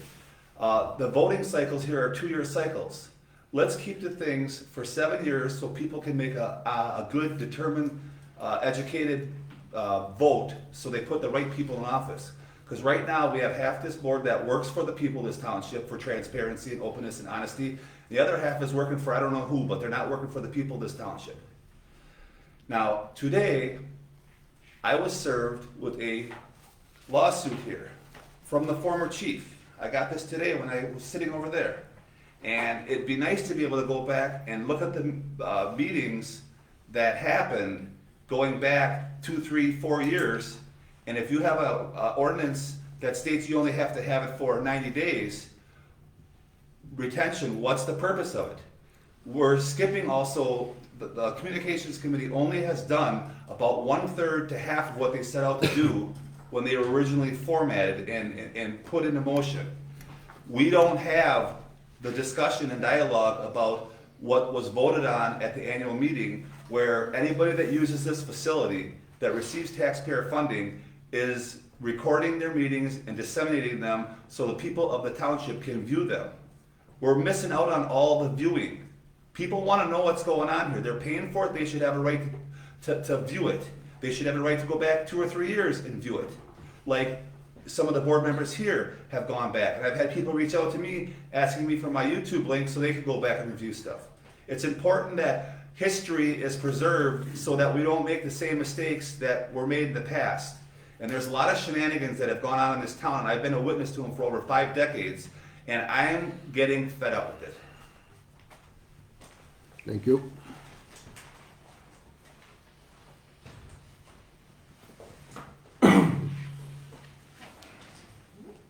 Anyone else? Right here. Oh, Mr. You know I Jones? can't get away without saying something. Joe Jones. Joe Jones on Miramar Drive. I'm not sure if we were in attendance of our first Communications Committee meeting or a board meeting. But I remember a topic was being discussed which would strongly benefit from public input. I made a comment that we need to find ways to get more citizen participation in our town government. And Bart Church chimed in and said, I paraphrase a statement, "We have tried, but if you know a way, please let me know." Well, I believe the Communications Committee is the vehicle through which we can garner broader citizen participation. In fact, I think this should be the ultimate visionary goal of the Communications Committee. And when we achieve that high level of participation, we will still need to have a Communications Committee to retain the level of participation we've achieved. The Communication Committee represents the organization who can provide active outreach to show citizens they are valued and to actively draw them into the mission of the town. It is the conduit through which citizen input can be fostered, gathered, and channeled to the board. What better way to achieve this mission but through a volunteer organization which costs the town very little? After hearing the responses over the many months that there isn't enough time to complete current role responsibilities, it seems really difficult to believe we're going to have time to absorb this additional work. My direct message to the citizens of the town of East Troy is to understand that government of any size cannot function most efficiently for the benefit of the electors and the community until you have majority participation by those same electors. This is the essence of self-governance, and self-governance is what our country's Constitution is based on.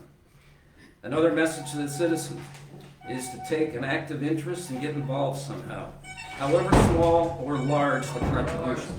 The other door. Sorry. However small or large the contribution. It can be as simple as periodically expressing your thoughts to the board by email or direct. If you want town government to work for you, then participation is the first step. Please get involved. And that's everybody here and the camera. Okay? Finally, consider that the newsletter to be published in May probably required 30 to 40 hours, man-hours, to research, write, proofread, and edit. We edited three to five times. If we simply had 2,000 of our 4,000 residents of the town of East Troy contribute 1 hour per year, that's 1 hour per year, everybody, just think what could be accomplished with those 2,000 hours. So I appreciate your time. Ask you to consider that vote. Perfect timing, you must have practiced. I try. Thank you. That's why you gotta write down when you want to do that. All right, public comment, period number 1, come on up. State your name, address. Catherine Sawyer, North 8844, County Road ES. I think abolishing the communications committee is a little crap. I think you guys are working really hard to make sure that we know what's going on around here. I see no reason to stop it. The only reason I could see to stop it is that there's some hinky things going on that y'all don't want the rest of us to know about. As far as you should really keep your expressions way better contained than that. As far as the record retention, from what you guys even said tonight, the 90-day thing only applies to what you guys are using for the minutes, right? And Clarkowski himself said tonight that the minutes had nothing to do with the videos. It never did. So how can all of a sudden that's why you guys were doing, I mean, how long later and all of a sudden the rules are changing, the reasons are changing. It's ridiculous. We want to know what's going on as community members. We want to know. We can't always come here. I don't want to sit here for hours and listen to this stuff I don't want to hear about, but I do want to know what actually is going on. This is just ridiculous. I'd also like to say we are the owners of Sawyer's Self-Storage. I know there's been complaints about our lighting. We're blasting lights all over the place. I just wanted to inform people that we have ordered shields for over our lights for the highway side lighting that will dim and not be blinding people off the road, hopefully. We also don't want to dim everything because we'll be open 24/7. We don't want any chance of there being shenanigans at midnight in our facility. We're also gonna let the cops have free reign. They have the ability to come in anytime they want. And I just wanna make sure that people know before it becomes a really big deal. We are trying to make some adjustments. Thank you. Thank you very much.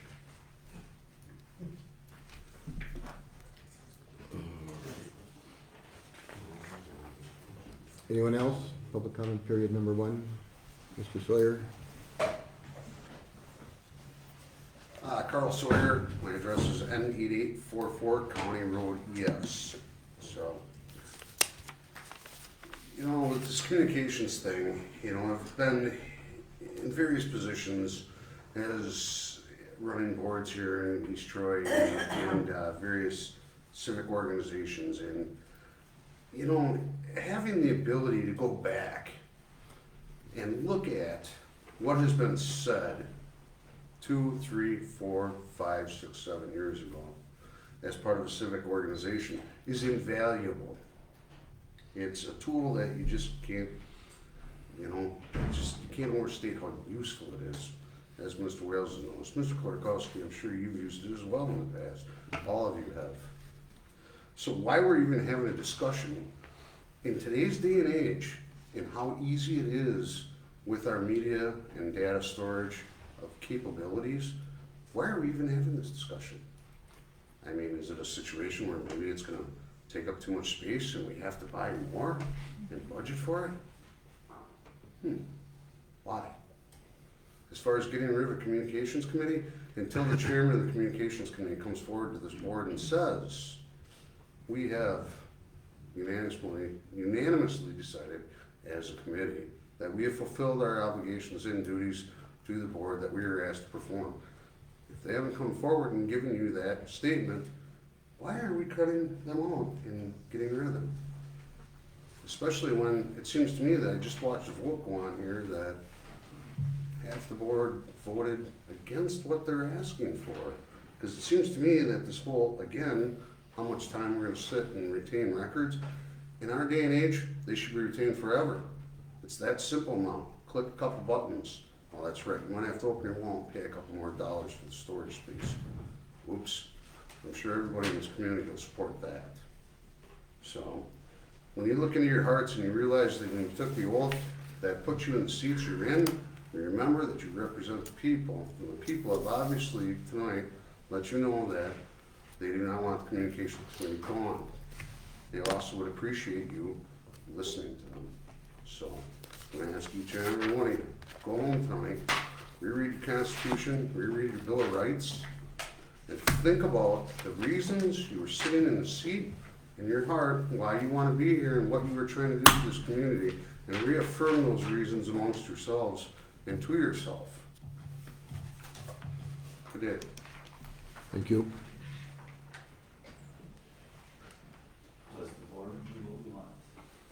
All right, anybody else? Public comments period number 1? You good?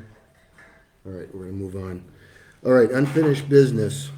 And at our special meeting, we had a discussion on how we can solve the Beach Road Bridge issue when it came down to revising an agreement acceptable to the town of East Troy that could be given to the Railroad Museum for them to act on. And that's what we have here. So what Mr. Mills did is you took the original bill of sale that was provided by the museum and you showed your edits, what's struck and what's added. And if everybody got a chance to read it, basically saying what we wanted is that, the town, it is in our best interest to own that bridge. We are gonna own it because it's the only way we're gonna get the state and federal funding.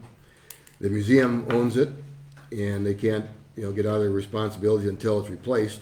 The town has offered the ultimate solution. Replace the bridge and we'll take ownership of it. So that's what this agreement attempts to do, is to get the railroad to say, okay, town, you've given us their ultimate solution, that's to own this bridge after it's replaced. And so that's what we have here in front of us. Any additional comments on that, Jim? Or no? No, I was waiting to see if the board had any other additions. I had think one- this echoes what the board discussed at the meeting last week. That's what it was, yeah. Yes, Michelle? I just had one question in section 2, where it states that this licensing grant shall not in any way be construed as a transfer of real property. Is Right. that just the technical definition of real property? Because Correct. that's, otherwise it would that have was to be voted on by meeting by of the electors, electors. and that was the actual language that came out of the town of Lynn's contract that attorney, Finke adopted, referenced. So even if we own the bridge, the land underneath it, the railroad right away, they still own that. They still own that, but we would own the bridge and the approaches. So, and that is covered in here too. So, And then I'm assuming the next steps is to present this back to Attorney Finke. Correct. yep, for them, for their board to act on. And we're not under the gun, but we need them to respond to this so we can finish this agreement and then apply for the state and federal money. Again, if it's a rehabilitation, it's probably 80% funded. If it's a replacement, it's probably 100% funded.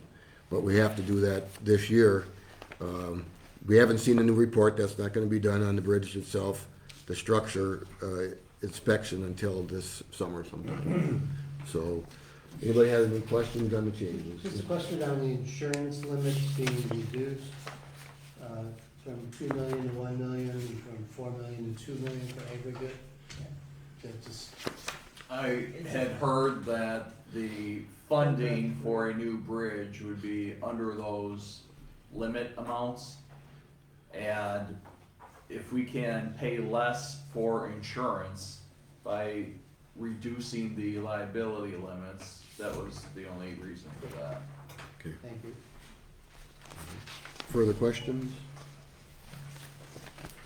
None? Michelle, you good? Barb, you good? I'm good. Okay, then we need a motion for Attorney Mills to put this into a final format and get this to probably Kim for us then to get to the Railroad Museum.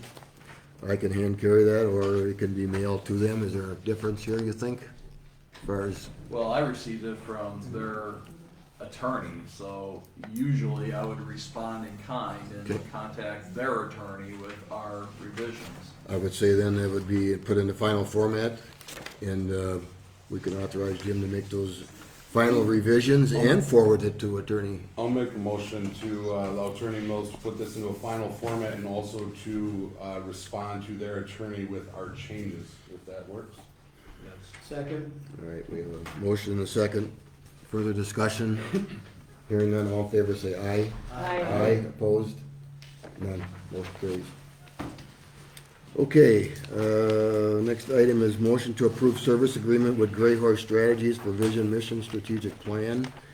At our last meeting, I think it was the last special meeting, we had noted, we did approve it, but we did note that the board has to authorize me to sign that agreement, and the proposal we got from Gray Horse Strategies did not include in effect, a signature block for the town of East Troy in order to make it an agreement.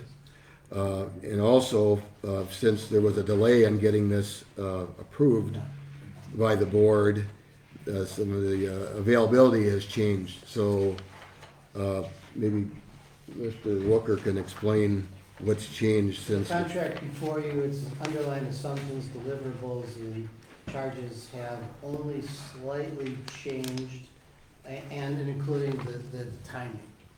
We had, in part of our discussion, had talked about summer vacation, summer recess, and the availability of the strategic planning group would be less likely during the summer months, and that coincided with Gray Horse Strategies and their president working with us to perhaps a fall or winter project or early next year.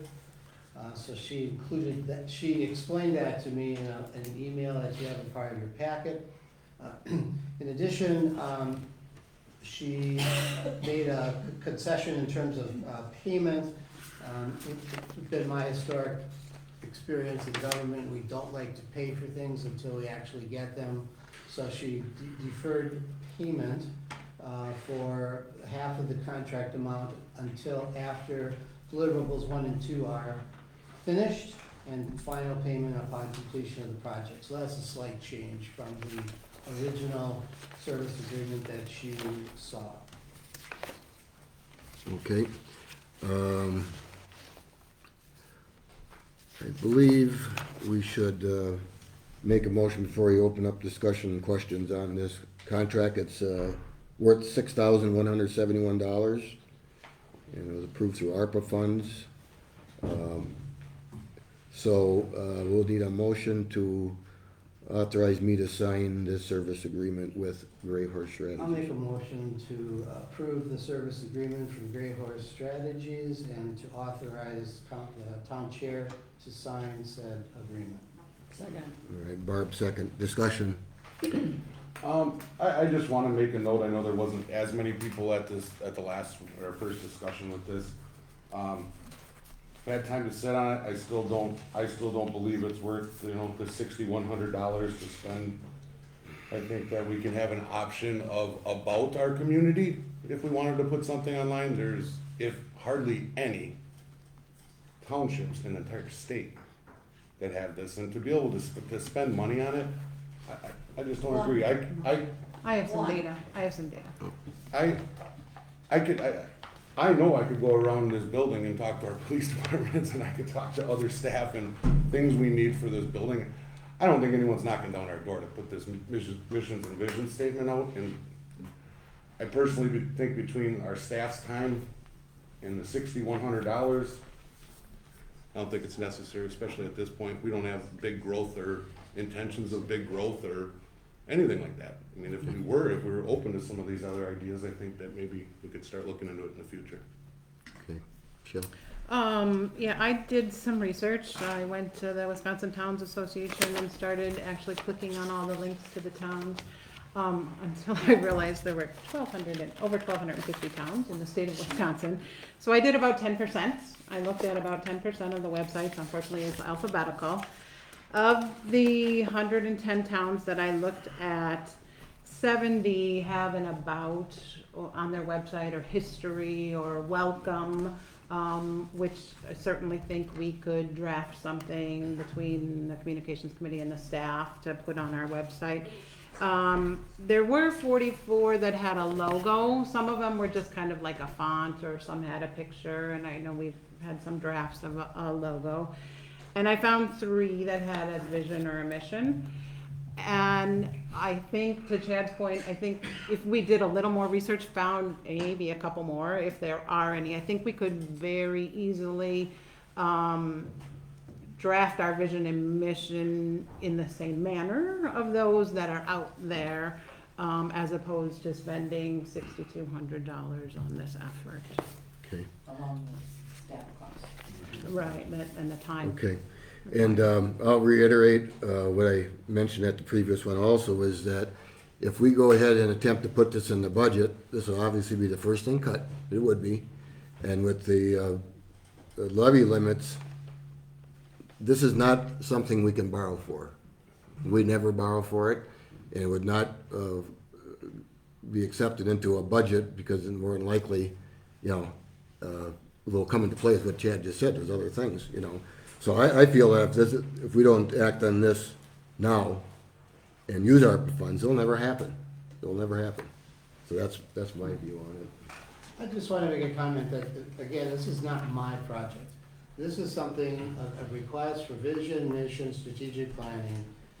It's been on the back burner and requested dating back to the ad hoc committee, which is 3 years ago. It's always there, we never act on it. So I took the initiative to try and find somebody to do this project with us at a reasonable price. Now, to suggest that townships don't have vision, missions, or strategic plans is out of line. In fact, the Wisconsin Town Association, in its May issue, which you've all just recently received, is touting its programs for their official workshops at the spring outing. And lo and behold, comprehensive community planning, which includes vision and goal setting, is a breakout session. Not only that, but strategic planning for local government. For towns, contemplating strategic plans is one of their breakout sessions. This is not, voodoo science. This is not something that we should ignore. It's something that's been requested. We can take the initiative. We can get it done. It's a good use of money. Okay. Any other comments? Bert, good? Or no? I know this was something I started back in 2016. I too did the research and looked at all the towns that I could. I looked at 7 towns in the Walworth County, and none of them had a vision, mission, or goal, strategic plan.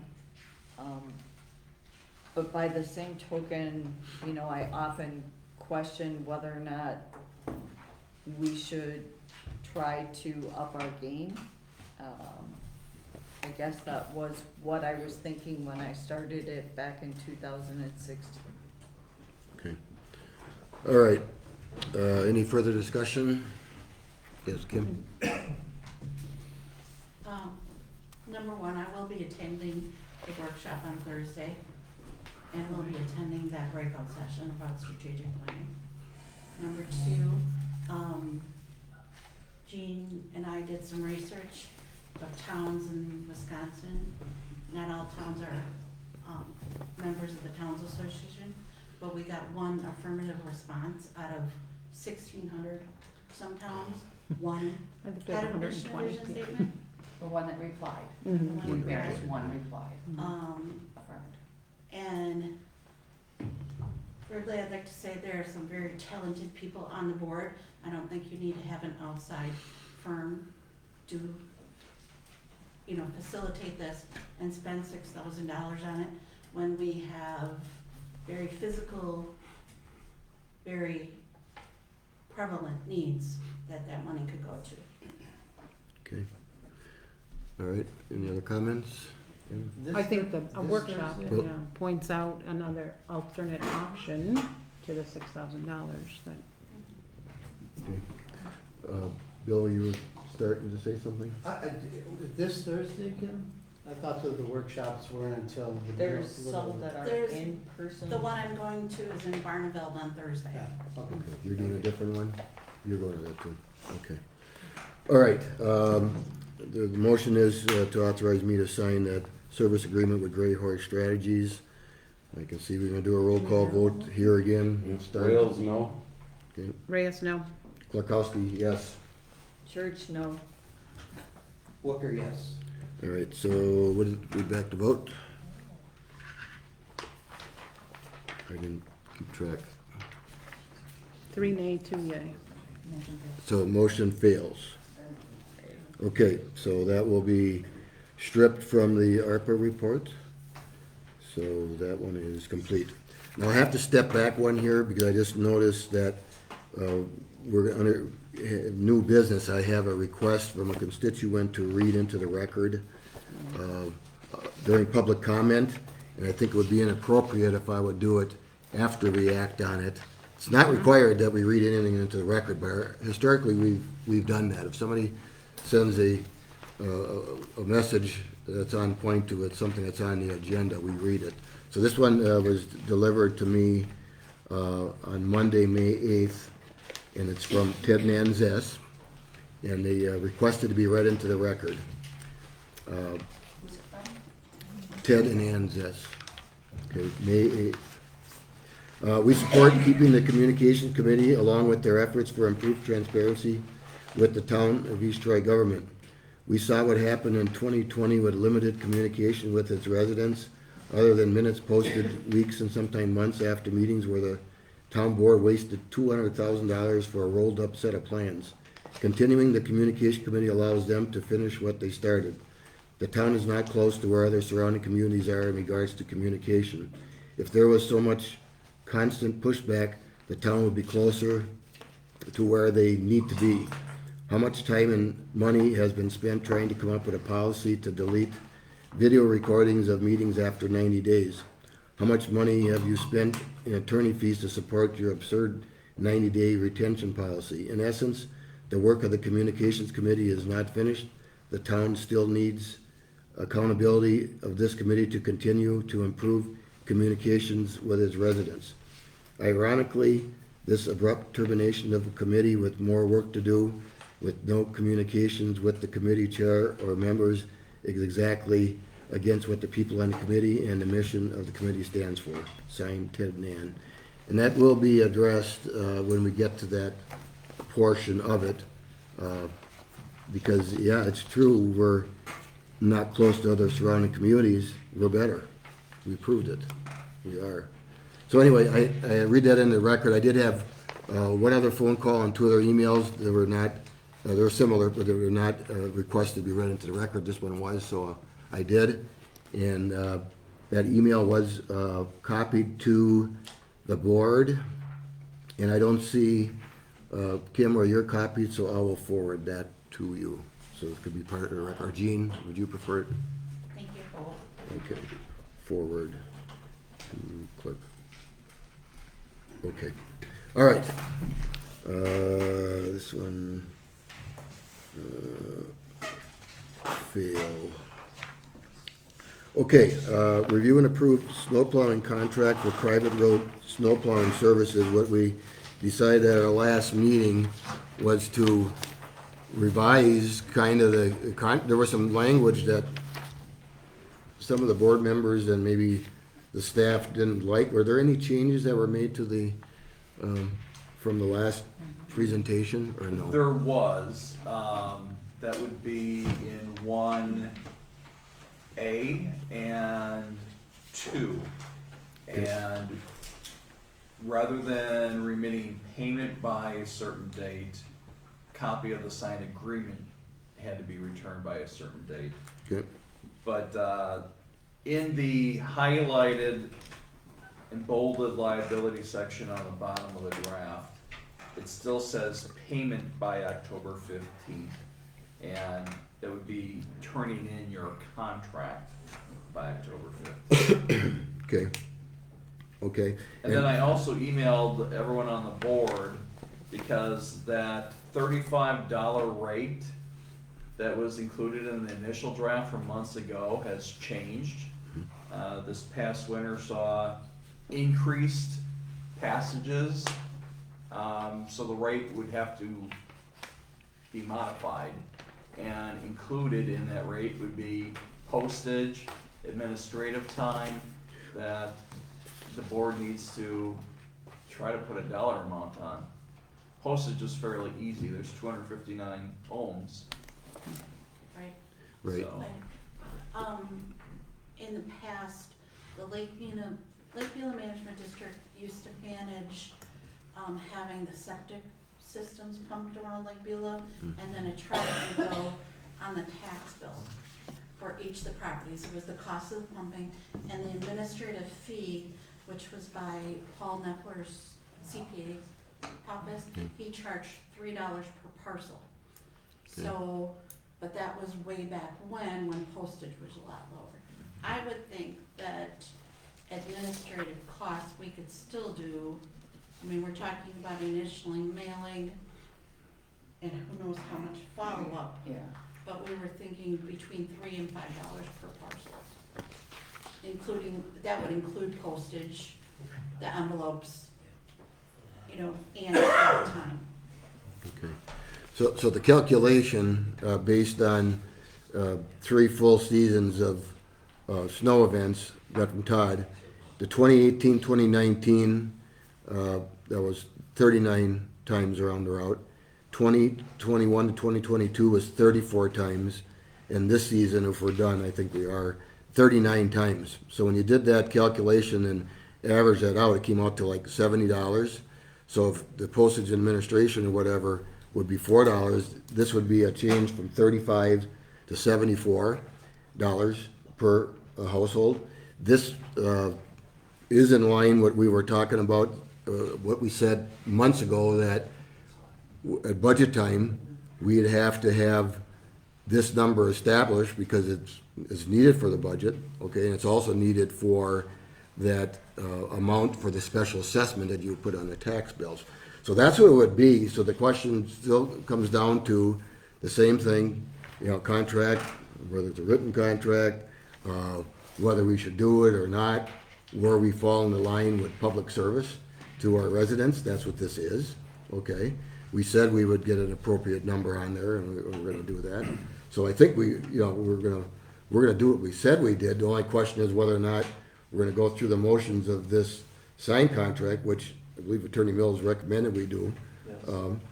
Correct? And then have the fallout, and the fallout has been well documented. It's gonna cause neighbors fighting neighbors. There's gonna be a whole bunch of people that say, I'm in Arizona or Florida for the winter, I don't care if it's plowed or not, so they won't respond. And our discussion revolved around the point of saying that if one person on a road said no, then we can't do it. So then the people would have to go and contract with somebody else, okay? That would be a problem for them, not for us. And, you know, efficiency-wise, it's well documented what we all said. Barb had the comments on safety.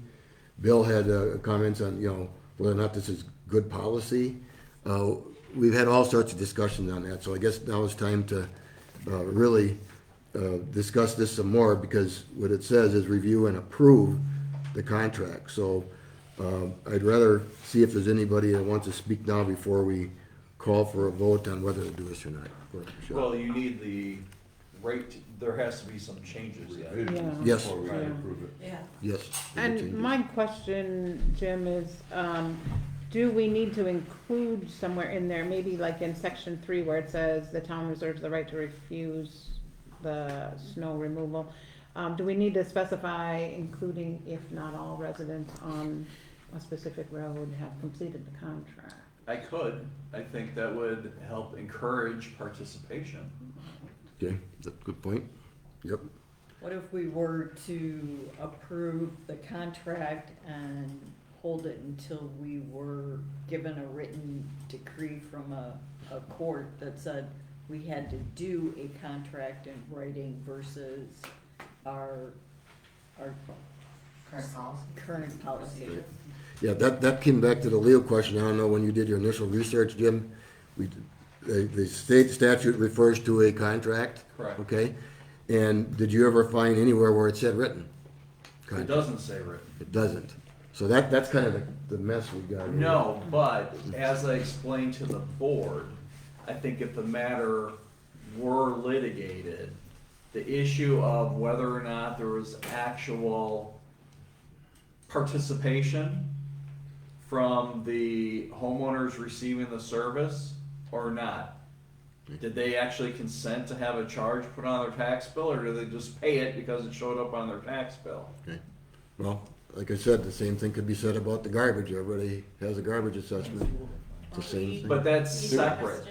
We don't have to provide snowplow services, whereas we have to provide garbage and refuse. That was all on video if you wanna go back and take a look. Well, Jim explained it very well. It took a while, to really put it into words, it was a lot of going back and forth. Yeah. And I guess, Barb, your option to request a written decree from the court, how would you go about that? Somebody would The have timeline. to proceed with actually Legal filing action. suit. Yeah. The Attorney General's opinions, That's you not check, good. you checked those already, right? Those already been checked? Because what happens if the court rules against us? Well, we Then the have town might good have to faith manage that that. we've started a contract. Point, okay. All right. It was just a Jean. thought. What do you do, in the case of 1A, if a resident signs their contract and then come November, they notify us in writing, hey, you know what, I decided I don't wanna have this. Read the rest of the contract. Really, if somebody does that, that terminates it, Right. because not everybody was So there. then, everybody, we just go back to the drawing board and send out all the contracts again? You know what I mean? You're right, right. Yeah, I just had concerns when I was reviewing this, and then the other concern that I had is, and we talked about it previously, is the date in item 2. Cannot be as late as October 15th, it needs to be more like July 15th, especially if we're gonna do reminder follow-ups for people that we haven't received the contracts back from. We did discuss that at Yeah. that meeting about our, Yeah. the timeliness of it in order Yeah. to get it out for this year Yeah. and for taxes. And get it back, right. So what date did you July want? 15th. July 15th. to receive it back by. October is way too late. Thank you, Jim. Okay, so we have the change in the 2. We have a change, in number 3, correct? Yep. And, Change And in on the all bottom, where it says payment, yep, by, have to get rid of The date that. as Which well. one, it has to be, and October would have to change there too. Yep. so what's the change on the bold on the bottom? That the payment doesn't need to be returned by July 15th. Okay, so striking, It's the contract, Contract signed would have to contract. so just strike, with- Payment and replace it with contract and strike October Okay. 15th and replace It's it with July it's 15th. referred to as an agreement. So should it say agreement? okay. All Are right, you saying agreement Oh, up on instead of top. contract? Yeah, but. Sure, your I can agreement change contract. to agreement. And 2, it says agreement as well. okay. All right. Any other comments? I have general discomfort in the discussion because there's 257 households, average household's 3 people, almost 800 people. We're carving up their services right now. The essence of a township is to provide services. We provide a snow plowing service to private roads, which they contractually agree to and pay for. We're not making any money on it. We efficiently plow all of the roads and part of most of your people's, all your taxes, we plow your roads. the special group that lives on a private road, they're paying all of their taxes plus a surcharge for private plowing by us. None of them have issued a single complaint. We have done absolutely no outreach to them. Before we go forward with this, I think we should address a letter to every one of them, telling them what we're doing. I agree. And we should give them this draft contract and say, what do you think about this? We should be seeking their input. It would be an administrative nightmare, but I'd feel better tomorrow morning, perhaps approving this as a draft to be sent for comment. Bob immediately picked up on a few things that he didn't like. I mean, we should be getting the input from these folks. We're not ready to be implementing a written contract for the winter of 2024, but as a community issue, I think we're doing a disservice to many town residents. 800 people, 257 households, they're gonna lose the service because one person has been claiming foul. That just doesn't make any sense to me. All right. Well, I'd like, I don't like this idea, just to let it be clear, but legal advice, which is what we just had a motion for some of our stuff here on whatever legal advice Jim gives us. You know, we do rely on that a lot, and I think what in his best interest is the town is his job, and like I said, go back and look at the video, I think it's up from that special meeting, kinda gives you a little bit more why we've kinda gotten to this point. Yeah, I know it's sudden, but because things were brought to our attention, we've had to dig into them more. We're trying to, we would love nothing more than to do everything for free, in my opinion, I really would, but at the same time, we still have to be covering the town, as difficult as a decision that this is gonna make. I don't agree with it, but legally, not having a contract is what the state stated. We have a contract. Well, No, you don't, that's why we had this conversation. A resolution cannot include a waiver of liability unless it's signed by the homeowner. And I guess I would say, in reality, these residents are paying the $35 today on their tax bill. And we did a reevaluation, and we're now implementing that reevaluation through this agreement. And it would be, it sounds like it'll be at least $74.63. $4 Included that, 74. Oh, okay. Yes, Jean? So 74 each. To the comment that Bob Rice made during public comment about the price and that portion of it, how it can change. My understanding from previous meetings is we're not allowed to make money on this. Correct. So therefore, it's not like it's gonna go from $74 to $150, and then to $175, and then to $200. It's not a blank check. It's going up substantially now because it hasn't been reviewed in some time. So I think that. It's been a long time. Says consents to pay any adjusted fee, any. It doesn't give the factor per time. And that's what I'm asking for. You guys haven't narrowed down what the fee is per occurrence. Write the fee in per occurrence. If the occurrence is $10 a fee per house. Okay, one at a time here, everybody's talking over everybody. The actual number, based on the information we got from Todd, is based on a 3-year average. Next year, it would be based on a 4-year average, so it's never gonna be a violent swing.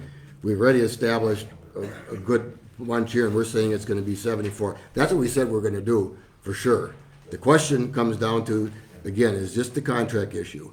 And it is a contract, period, because it's offer acceptance consideration. But Jim's point is that you cannot, take care of the liability issue with that type of unwritten contract. It's a contract. It's a contract. I believe that the idea that it's a contract could still legally be challenged. Agree. Right. Kim? The snow plowing charge, as well as weed harvesting on Potter's Lake. What else is there? Delinquent, utilities, no cost. But garbage the garbage charge you played on your 2022 tax bill was for garbage collection in 2023. Weed harvesting and private road snow plowing was for 2022.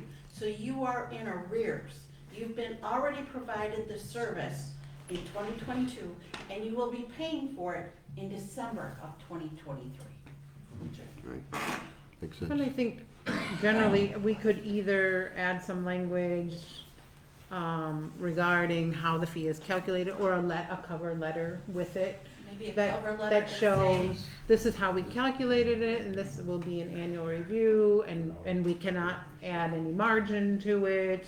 I think we could certainly reassess, reassure some of the And concerns. maybe reiterate that the reason that you need your roads plowed is to have access for fire, Emergency rescue, services. and police protection. They should be able to figure that out on their Well, own. not everybody Right, but we can thinks that include it, way. we could include a cover But it- letter, it's 2 pages. It increases the likelihood that they People will will sign. Return it. So again, I think we're framing this completely incorrectly. The way we're framing this is every resident on a private road must sign a contract in order for every other resident on that private road to have snow plowing. Something you've never objected to or complained about in years. In fact, you've been very happy with that service. So now we're saying, and I'll guarantee you, I'll take you all out to a steak dinner. Somebody on that road is not gonna sign that contract, or they're gonna say they didn't get that contract. Or whatever reason, not everybody on those, how many roads is it, 12 roads? A dozen roads in the town, 800 of your neighbors, 800 of your fellow township members. Somebody is gonna booger up that one road and you're not gonna get snow plowed. I've had the discussion, we've had the discussion in session where I said, that's the wrong way of asking the question. The question is, who owns the private road? Does every individual collectively own it? Should we be asking instead of asking each individual, shouldn't we just be asking the one person that's furthest away, at the end of the road, that person signs a contract, everybody before them gets a contract, because the entire road gets plowed when the last person on the road gets plowed. Seems just as logical to me. The other question would be, well, who actually owns the road? And Jim was unable to tell us who owns the road, requiring that every household sign a contract, de facto, guaranteed. No private road is gonna be plowed here forward, period. So get used to the idea. And go to the video next year when your road isn't plowed and watch Chad say, as much as I dislike it, we gotta do it. What did the town association tell Supervisor Church? not to plow the roads. In addition. Do not do it. I will make one other comment to We that wanna do effect, it. because Oh, yes, there sir. are, as Michelle referred to us earlier, there are over 1,200 towns in the state of Wisconsin. The Wisconsin Town Association is frequently asked to give an opinion on over 1,200 small towns with small budgets and capabilities. The bottom line for the Wisconsin Towns Association was just articulated by their executive director, Attorney Carol Rakowski. And she has said that the Wisconsin Town Association has always been a champion for local control and the ability to regulate or not regulate matters at the local level. So while they may, for all towns in the state of Wisconsin, say don't do it, in reality, they're saying what you decide at the local level is what we will support. Well, keep in mind, towns only get their powers by state statute. The state statute addressing snow plowing says private roads can be plowed with a contract. The whole issue is written versus unwritten. That's the only issue. Right. And if you demand a written one, I'm just saying, de facto, we're no longer doing private roads. It's very predictable. Okay, all right, we have two options here then. One option is to approve this, to go forward, make those changes we required and have, you know, basically, well, it's gonna be Kim and Jean probably, to get this out and say, here's what we got going forward. We established $74 is gonna be the new number, okay? The second option is kind of what Bill kind of recommended here a little bit is we, with our tax billing this year, we send out a one-page explanation to them, say, here's the draft contract, which we're gonna be requiring you to sign for next year, not for this year, for next year. And here's how we came up with the number and how it's calculated, and here's why we're doing it, okay? That way you do get the input. I mean, again, 750 people, we're just gonna tell them, you know, no, we're not gonna serve you anymore. That is ridiculous. It really is. But the actual amount of input is really determined by us getting it to them. So that's the two ways we can do this. We can send it to them to say, this is what's coming up, okay, and here's why, and here's what it's gonna be. Be prepared, you know, for next year to get that. Because I think that's where we're ending up. I don't think that the opinion's gonna change here, even though we know, indeed, we have a contract, but not a good enough one to say it's written for the liability exemption. So that's your choices here. We can make a motion to go forward with it as modified, or we can say, let's get more input. I just would like to do a little more discussion as, I truly don't like the idea, but once you hear everything out, it makes sense for a township. Our job is to take care of the people in our community, to make the best decisions we can. Listen to what he's saying. We don't own the road either, but it's something we need to take in consideration here. And but I just want to build, I don't like the idea, but there's a lot at stake. Aren't we now put on notice? God, like if we didn't do it this year, we've Well, that's already the had only this. reason why we're having the discussion. That's what I'm saying, we're on notice for this, so let's say God forbid something happened this year. I mean, that's a part of what these two decisions you're asking us to make is, that's why I bring it up. Correct, correct. It could really become a big problem for the township, I mean. Okay. Can I say something? I guess, are you saying getting more input, is that, okay, to delay the actual contract, but are you also gonna delay the change in the rate? No, we know what the rate's gonna be. We know what the rate's gonna be. We just Okay, so discussed we have to $74. communicate that as well. Yes. As So well what as does the that revised mean? contract and an explanation of why. I don't think you just dropped it on people and say, oh, by the way, next year, you know, you're gonna have to sign this and the repercussions, we've well discussed it. I do think we're gonna end up, we're Jim recommending here, but having that put out to everybody that would have that assessment, they're gonna have one next year, it's gonna be 74, saying, here's what's coming up the pike. I think the board has to approve a draft first before they can determine what they want included in a mailing. Well, So that's- this might have to be tabled Date it again. And have a special meeting. to have the new rate put in here, to have the dates changed. Okay, well, the, We have to do a special meeting. yeah, the agenda on here was to review and approve the contract. Okay, that's it. That would be up to the board. Kim? There's no way we can mail this with the tax bills in December. Otherwise, you're mailing to 2,500 some households. And 2,500 some households minus 259 are gonna be, What is this? what in the world are you doing? Well, the 259 would be the only ones that would get it. No, The because mailing the goes in mailing every goes- tax bill. They won't do it that Mailing way. goes to everyone. We do not do the mailing ourselves here. Right, right. It goes through a separate company that the county contracts with. So there's no way it can go out. So you can't do that, with- so you can't do that. No, we would have to do a separate mailing anyway. So why not just do it? If you're gonna do it, just do it. We are pushing it down the road. Yeah.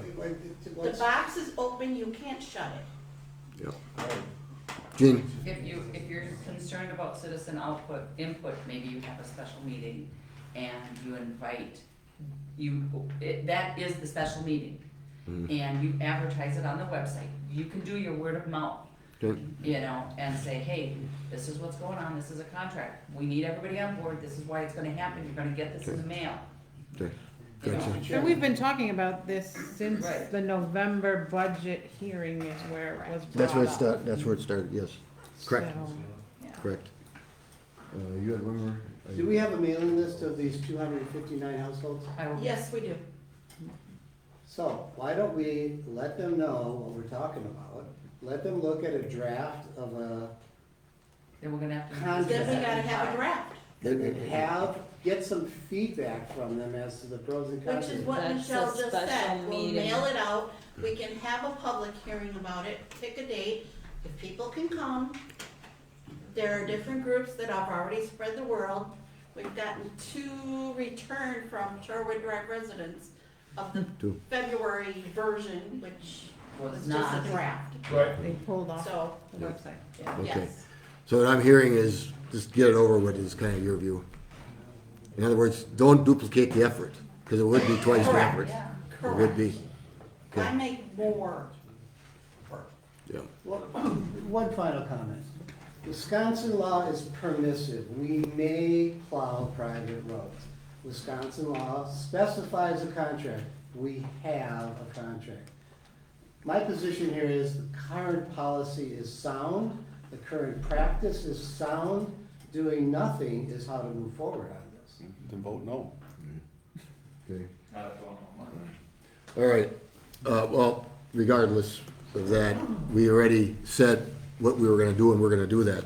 For sure, we know it's gonna be $74 next year, we know that, okay? That's a fact. Question is, you know, whether or not we go forward with this contract, and that is what's noticed here, is to review and approve, or disapprove, you know that.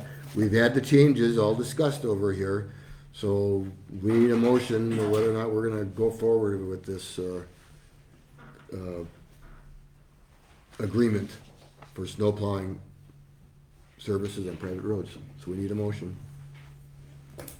Anybody making a motion? I would make a motion that we authorize Attorney Mills to draft a final agreement for snow plowing services and a cover letter for our next meeting. Okay, do we have a second to that motion? I'll second it. All right, Chad, second. Okay, discussion, we had our discussion before, now we know what the motion is, so if there's anything else to add on it. I kinda agree with what I heard from the staff, they're gonna have to do this. If we take the alternate option here of waiting until we get all the input, it's not gonna happen this year. And our legal advice is saying, do this, okay? So what I'm hearing is that would be the less painful of the 2 options, so. And that's- the that's what I motion see. is to simply have a final Correct. contract and letter. So unfortunately, we will have to discuss this We again, will. because we need that in order to Yes. move forward. Gene, Are we drafting the letter, or is Attorney Mills drafting I would the say cover we letter? should authorize Jim to do that, because it's basically saying, it's the law is why we're doing it, right? It's a statute. Yes, I'll refer to the chapter that allows towns to do this, and then identify that although a contract is not specified as oral or written, I believe, you know, it's in the best interest of the town to have a waiver of liability included as part of this service. Okay, all right, all right. I'm sorry, I just wanted the timeline thing, because I do wanna give everybody as much time as possible. Do you think that we could possibly try to plan a special meeting? Do you think you would have time on your end to do this, so we could try to move it up, to give everybody time to We do it. get it out? I mean, if we do it in If we do it June, I June can't, will be you're okay. asking for July Right. 15th. You can do June. Right, yeah, and then you'll Well- mail it out immediately? But see, a tight timeline is more, Effective. People will Don't lose it. respond. People it don't doesn't lose it. end up in the junk mail pile. And like you said, that's when you're gonna Snowbirds start are the so follow-up And I, calls. because we pull it all Okay, with the as long as you guys think that's and we- okay, I was just making sure. All right, any further comments before we vote on the motion? Could I hear the motion again, please? Please repeat it. Supervisor Ray move to authorize Attorney Mills to draft a final agreement and cover letter for the June meeting regarding snowplow services on private roads. All right, on the motion, roll call vote, starting Chad. Wales, aye. Graves, aye. Markowski, aye. Church, I, Booker, no. Okay, motion carries. So, then we're authorized to make the final changes as we discussed here for the last bunch of time. Okay, we already did, Lieutenant Jason Rowland, that's done. New business, elect vice chairperson for town board per town code 2.20.030 sub 5. This is required to be done after every election. So I would make a motion to elect Supervisor Barb Church as vice chairperson of this board. Second. Bill Wooker, second. Discussion. Hearing none on the motion, all in favor say aye. Aye. Aye. Opposed? None. Motion carries. All right, motion to terminate communications committee. This was the language that I believe me and Jim agreed on. And you'll note that when I think when we removed the cable committee and the airport committee, we didn't have a separate motion.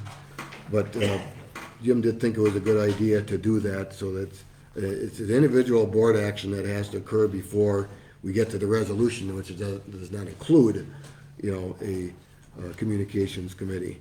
So it's my motion to do that. So I'm going to make the motion to terminate the communications committee. Second for purposes of discussion. Second for purpose of discussion. Okay, discussion. Who wants to start? We heard a lot already from the public. How about the board? Well, if I could just start, I know you probably have a lot to say, Michelle, but when I saw this, I was kind of like, what the is going on? Which actually does seem to happen more often than not. I should maybe be a little more up on keeping up with some emails, but I was a little surprised. Evidently, I heard there was discussion in February. I did not go look at the video, which I should have. I was out of town, so I wasn't here. I understand that, it makes a little, it was making more sense about the visions and mission statement I see, because now I keep hearing, well, the communications committee did everything. Well, now, it's me, I wasn't putting that stuff together, but it just seems like things are starting to get pushed through a little bit. I know I was talking with Jen a little bit here and there as we're coming into the meetings, and I know there's still work being done with some of the equipment in that. I think that's part of the communications committee. If this isn't gonna work for us because of the choices or because of what we did to start this thing out, or use a different IT person, then I think the committee should be a part of that. Things aren't done. Things have been touched on. I don't think all the answers for retention, and I just think there's a lot more that isn't completed. I think that everything's been talked about. I don't feel as though this should be terminated at this time. I'm not saying it maybe it needs to be here forever, but I don't think now's the time. Okay, Michelle?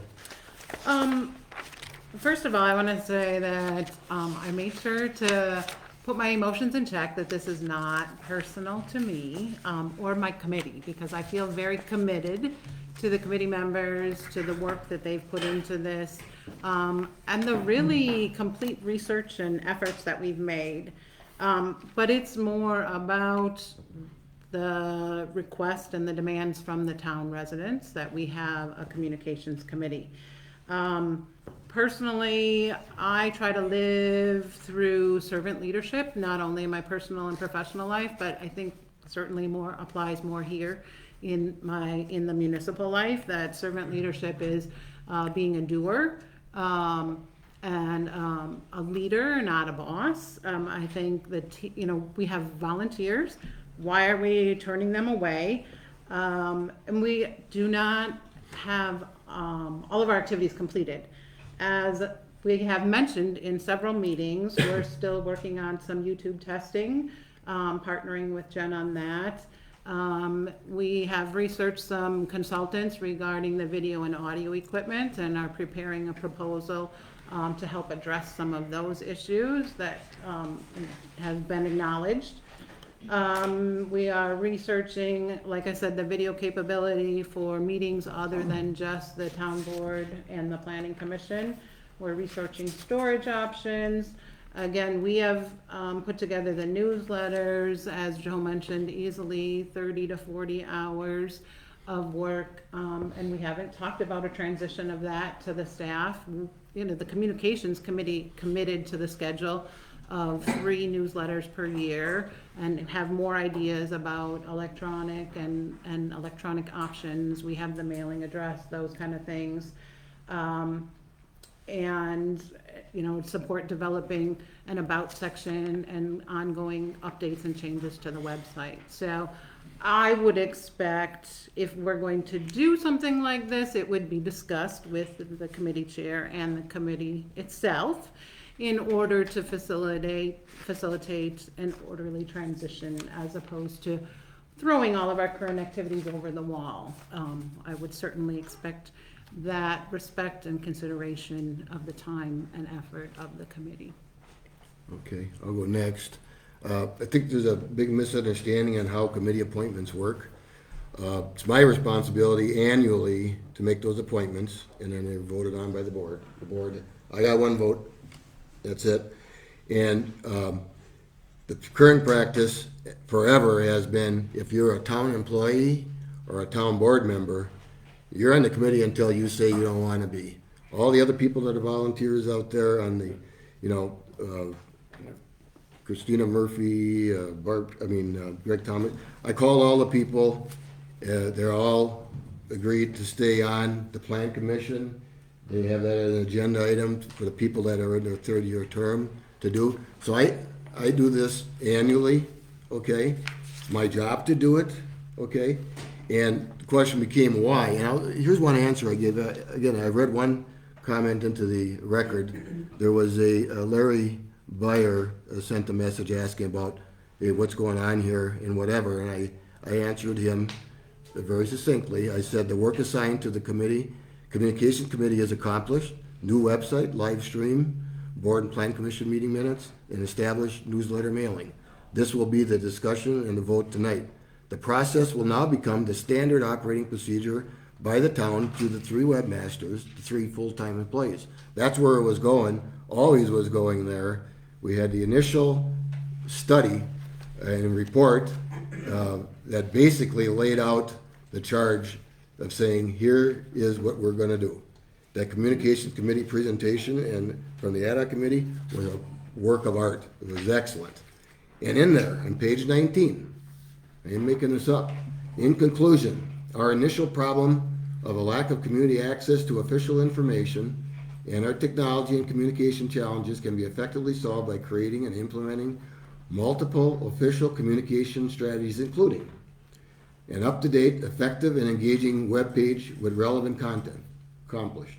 Streaming and recording of board meetings for wider access to the town of East Troy residents and community members. Check that box. Having packets digitally available for residents for detailed official access to information. Done.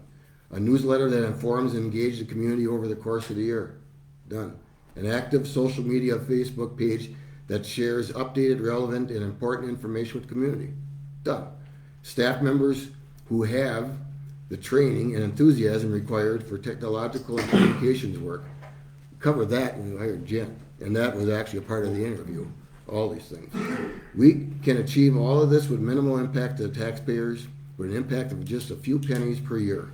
We recommend that the board of the town of East Troy work expediently to create and implement these communication strategies with the goal of choosing quality vendors and hiring qualified personnel so our citizenry and community can access and receive the official information it needs to be accurately and fully informed.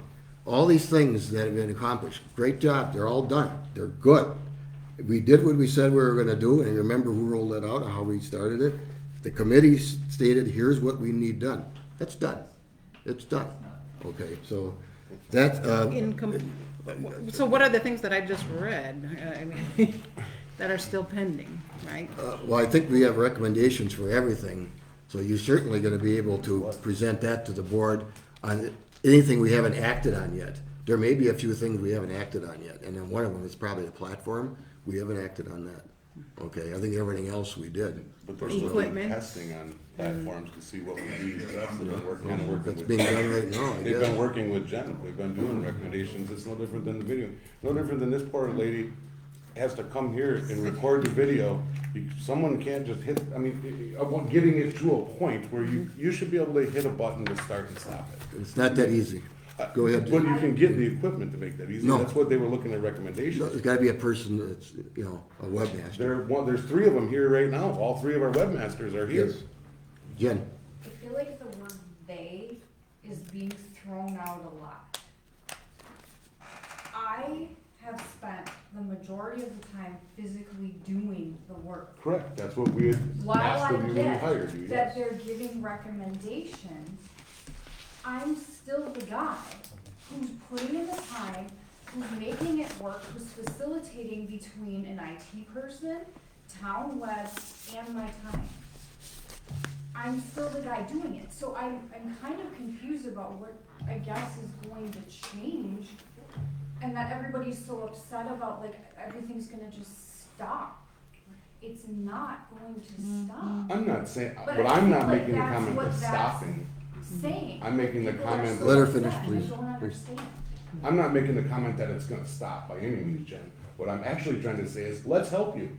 Let's get this equipment to where we need to be. I mean, I've heard our board members say we're a multi-million-dollar organization. Let's put some equipment into that then, and let's make it so it's easier for, you know, everybody. If Gene needs to be here, or Kim, it can't be, there's gotta be a way in this world that we can take in. All right, here it is. This is what we do. We log in, everything's dialed in. Hit the button, let that baby record. And then at the end of the meeting, instead of you sitting here for 4 or 5 hours, you don't have to, you can be home with your family. I'm not saying it because I'm discrediting anybody or that it's gonna stop. I'm just trying to say that we don't need everybody here. And we're paying people to be here. Generally, Chad, I'm You not know? here. I stayed because my job was impacted greatly by everything that was kind of on this agenda. I understand Which that, is you why didn't I'm need to be here. volunteering the last 4 hours of my time to sit here and kind of listen to everything that was going on, because again, I was greatly impacted by every decision that was made. on I every get point in this that. agenda.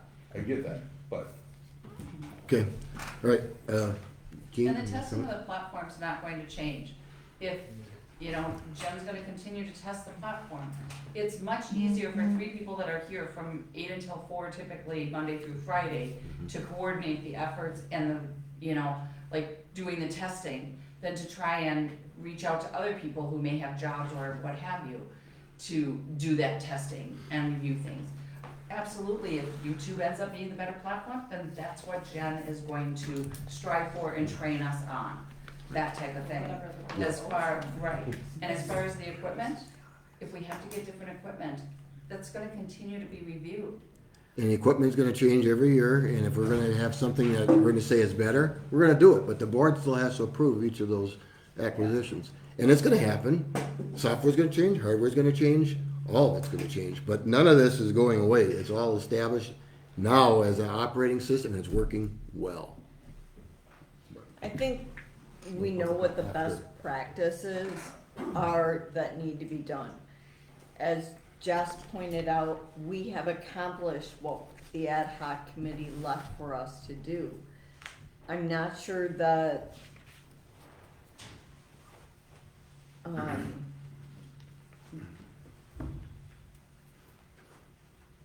I agree with ending the communications committee, and letting the town staff take the lead.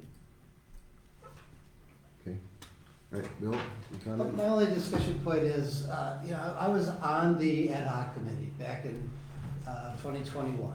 I was not an elected official at that time, I was a citizen volunteer. In a matter of weeks, 7, 8 weeks, we came up with a 70-page report, analyzing the questions put before us, came up with recommendations. Phase 1, done. Project manager then goes into the next phase, which is to have the chairman identify community residents as volunteers for a communication committee to help with implementation of the recommendations from the Phase 1 ad hoc committee. Accomplished. Project management, Phase 3 is maintenance. which says hearty thanks to the communication committee for all you've done, but we're in maintenance mode now. The plan was to get to maintenance mode. We've budgeted for more staff time. We have 3 webmasters who will maintain the recommendations and implementations that were done. This was the package. This is what we were going to do all along. That it's now strayed into issues of transparency and lack of communication and hiding things, that's silliness. We've done what we said what we were gonna do all along. The chairman has fulfilled his authority and responsibility. Again, I just believe that the staff is capable of maintenance. They're gonna come to the board with areas of need, and they're gonna consult for, or they're gonna ask for attorney input as necessary. 3 phases, we're into maintenance phase. It's time to terminate the communication committee, not as an insult, but just as a practical matter, because we're changing from phase 2 to phase 3. Okay, and again, that'd be thanks for like 16 months total, I believe. Well, probably about 16 months worth. And as far as webmasters, this is ready, willing, and able to do it. Ad hoc. No, not the ad hoc. No, the current. Okay. Yeah. The comments have to be at public comments, which are gonna be after the attorney's report. Okay? I guess then I would also look for a proposal of the transition, if that's going to be obviously predetermined, that there will no longer be a communications There's a committee. motion on the How do floor. we, Yeah, how do we order, how do we have Point of discussion? order. We're still in discussion about, discuss whatever you want. about the Andrew, motion. You're suggesting another motion. Yeah, that's. She's asking- I'm she's asking, how. if you're gonna terminate it, Question. how are you going to affect it? How are we gonna affect it? It's a turnover. It's a turnover. The newsletter will be done by Jen, by articles presented by the board. The board is gonna get input from their constituents. Hey, why don't we have an article on the park? Why don't we have an article on the railroad bridge? Okay, we'll do it. Jen prepares it. The board has to approve it, just like they approved the first 2 of them. Boom. But again, that's a separate part if you wanna have a discussion on that. The motion on the floor is for terminating the communications committee. And we're gonna do a roll call vote. Wales, nay. Reyes, name. Tarkowski, aye. Aye. Church, aye. Booker, yes. All right, so now we can move on to the resolution. Again, I tell you how the resolution is created. The resolution is created, just as I said, and what it does, every year in May, my job to do that, and there's been really no changes on here other than what we just acted on, that's the elimination of the, again, it's a bad word, because it almost seems to be disrespectful, and it's not. You guys did a good job, you really did.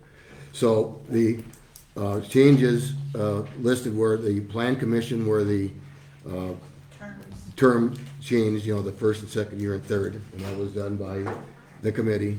Our building inspector, we have no action to change him, you know. Michelle actually did send me an email and said she would like to get off the park committee. And like I said, you know, that's how it happens, the person makes a request.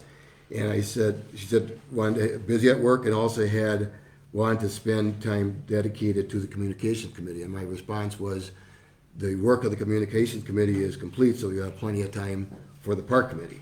That was my response, so that was the correspondence. If you didn't like the correspondence, that's what it was. It was direct, you know. I initiated it and it was not clear at all. Well, when I say the work What was done. assumptions you made. Okay, well, all right, we're not done. Library representative, of course, that's dictated by, you know, a library board, and Christina's on that for, I believe, another year or 2, so we can't change that. Barb's will stay with the East Troy Emergency Area Services District. Greg Thomas agreed to continue. The recycling committee, John Kim, yes. Booth Lake, Chad did say he wanted to change. Weed commissioner and assistant, that's basically by our own ordinance. Emergency government CEO, still Chad. Smart growth, still me. Potters Lake, Elizabeth Sanders agreed to stay on. And for some reason, I don't have the next page. Intergovernmental Cooperation Committee is still me.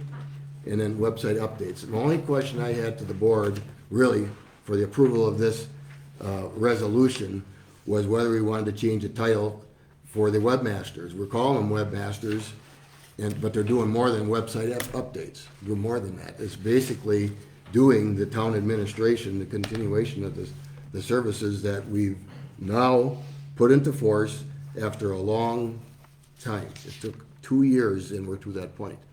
So, now there was gonna be a question here, yes. Speaking regarding the website master, that should be Jen alone.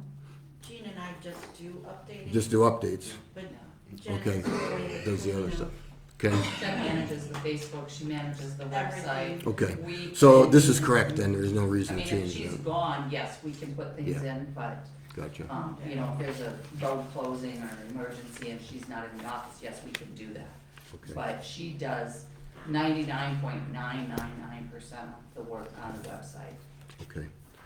All right, I told you how we got there, and, Might, yeah.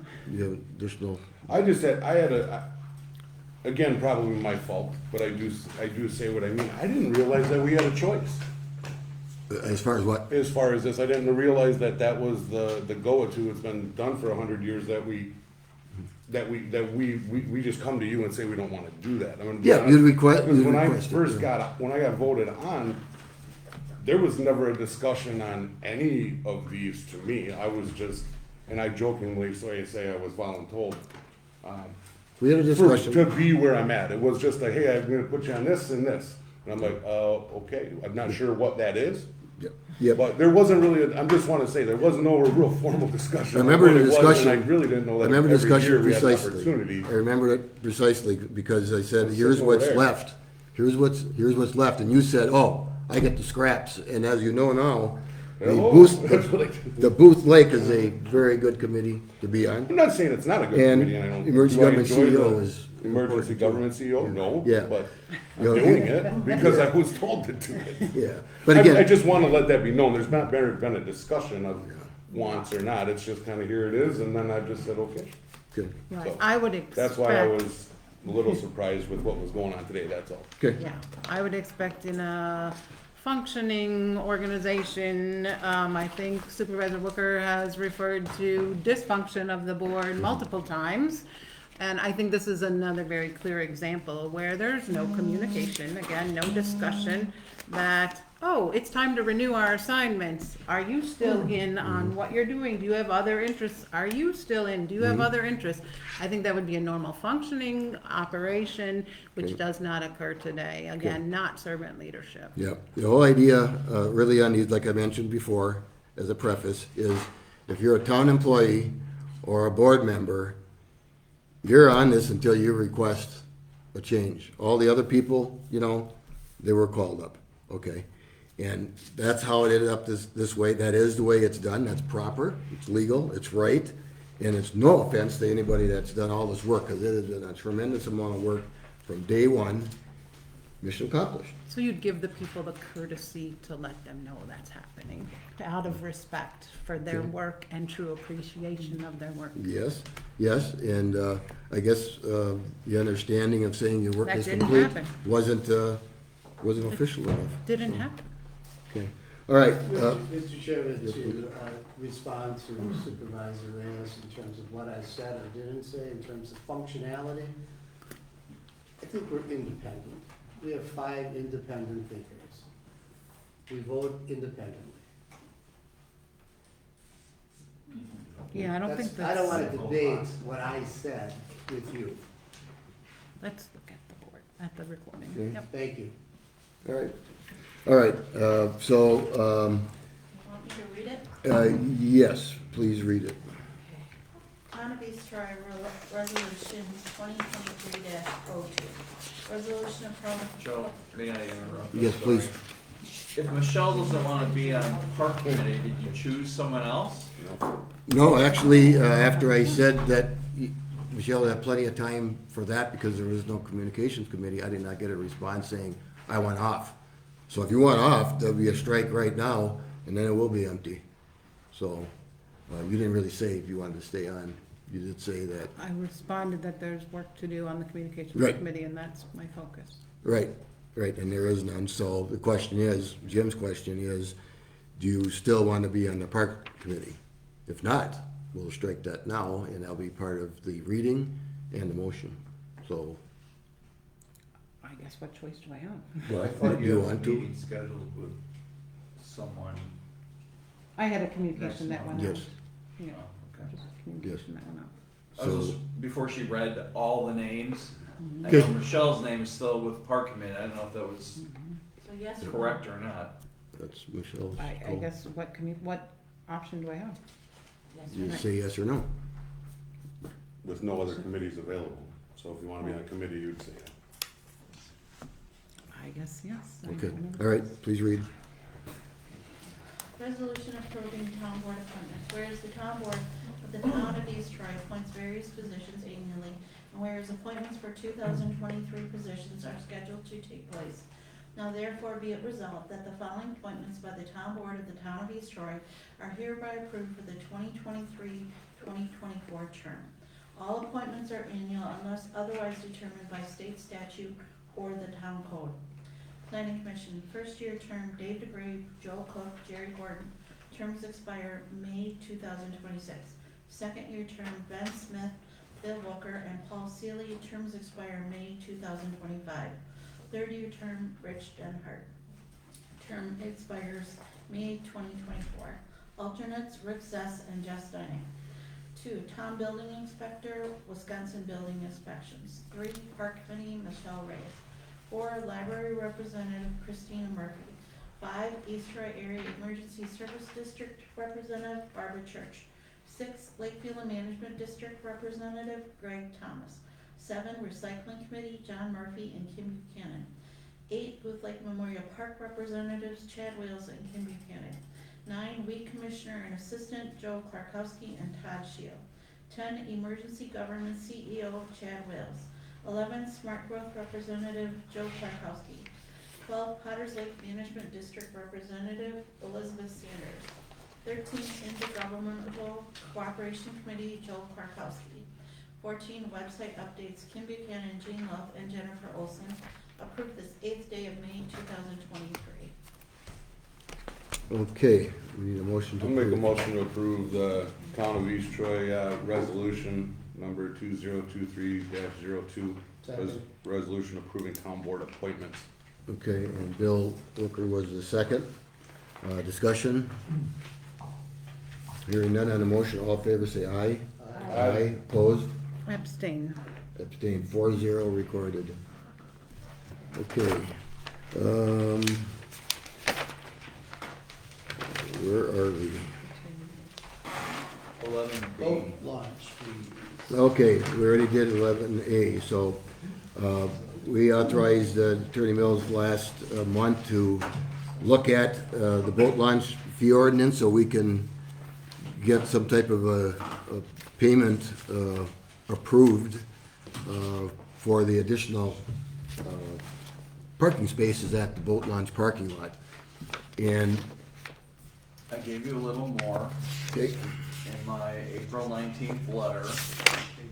Parking can only be $8.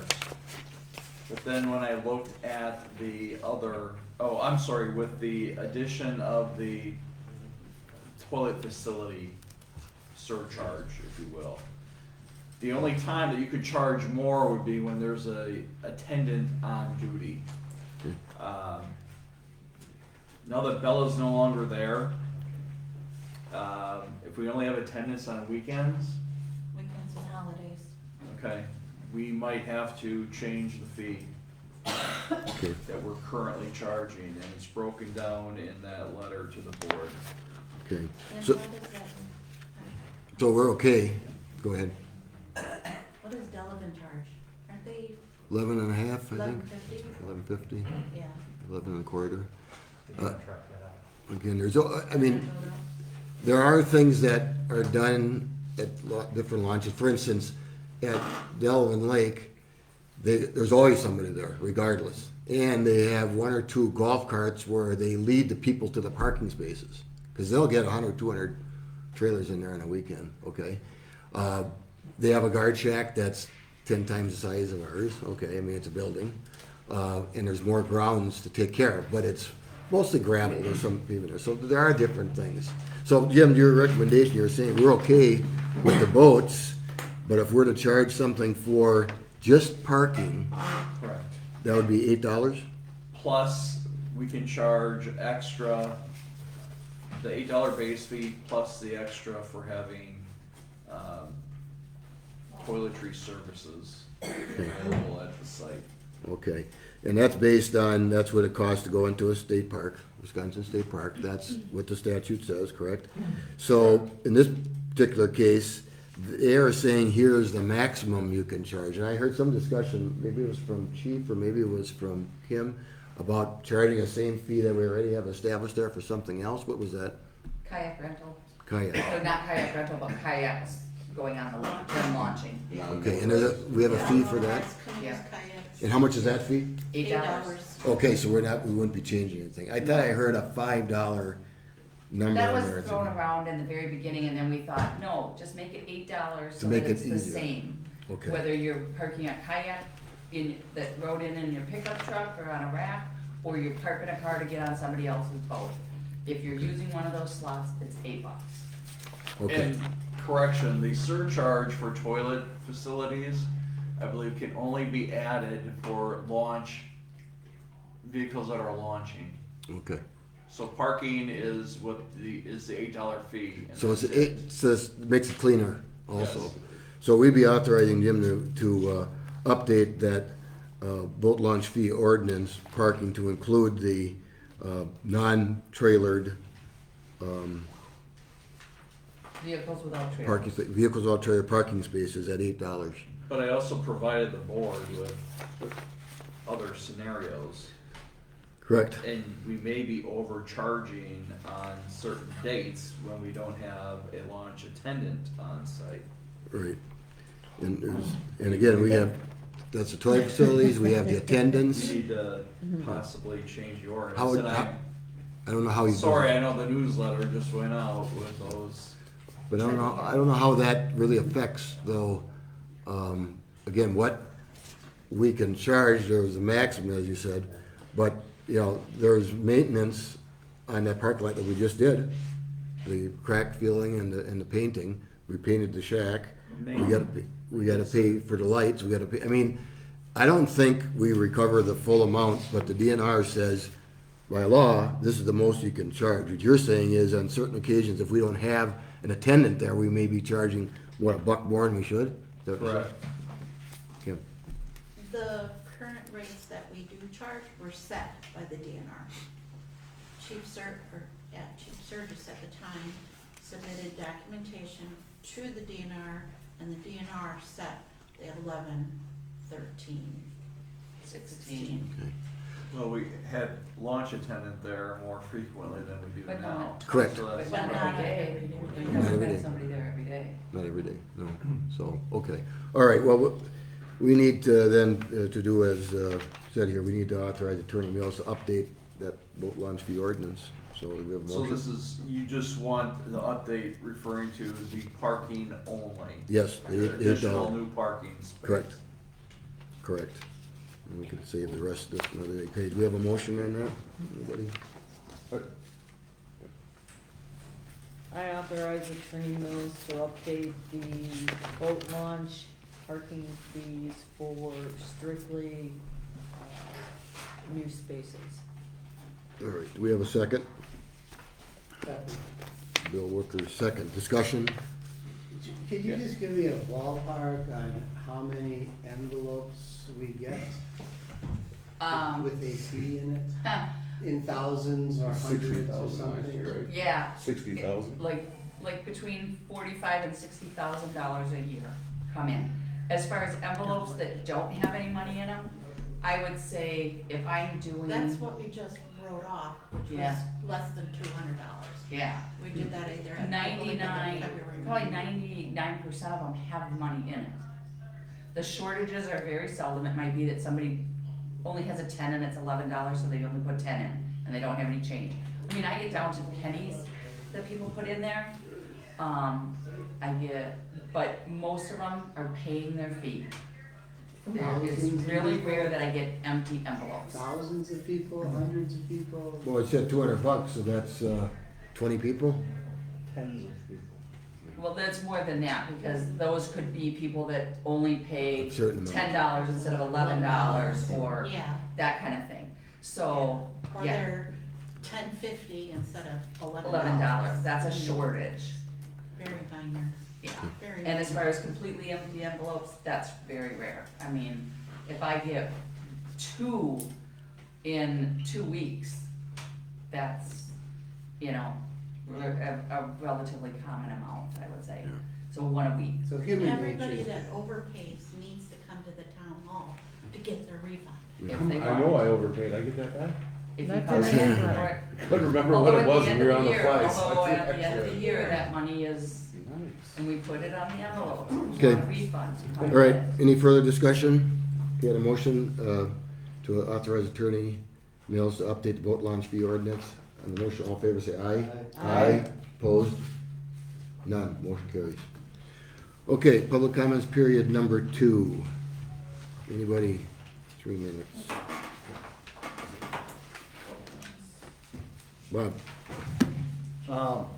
Came to address me sending that email out today. That email was sent out at about 4 o'clock this afternoon. It was the original draft of the snowplow agreement because, and I know you're busy, I'm not coming down on you, there was nothing in your packets that had an No, updated 'cause it's agreement. draft.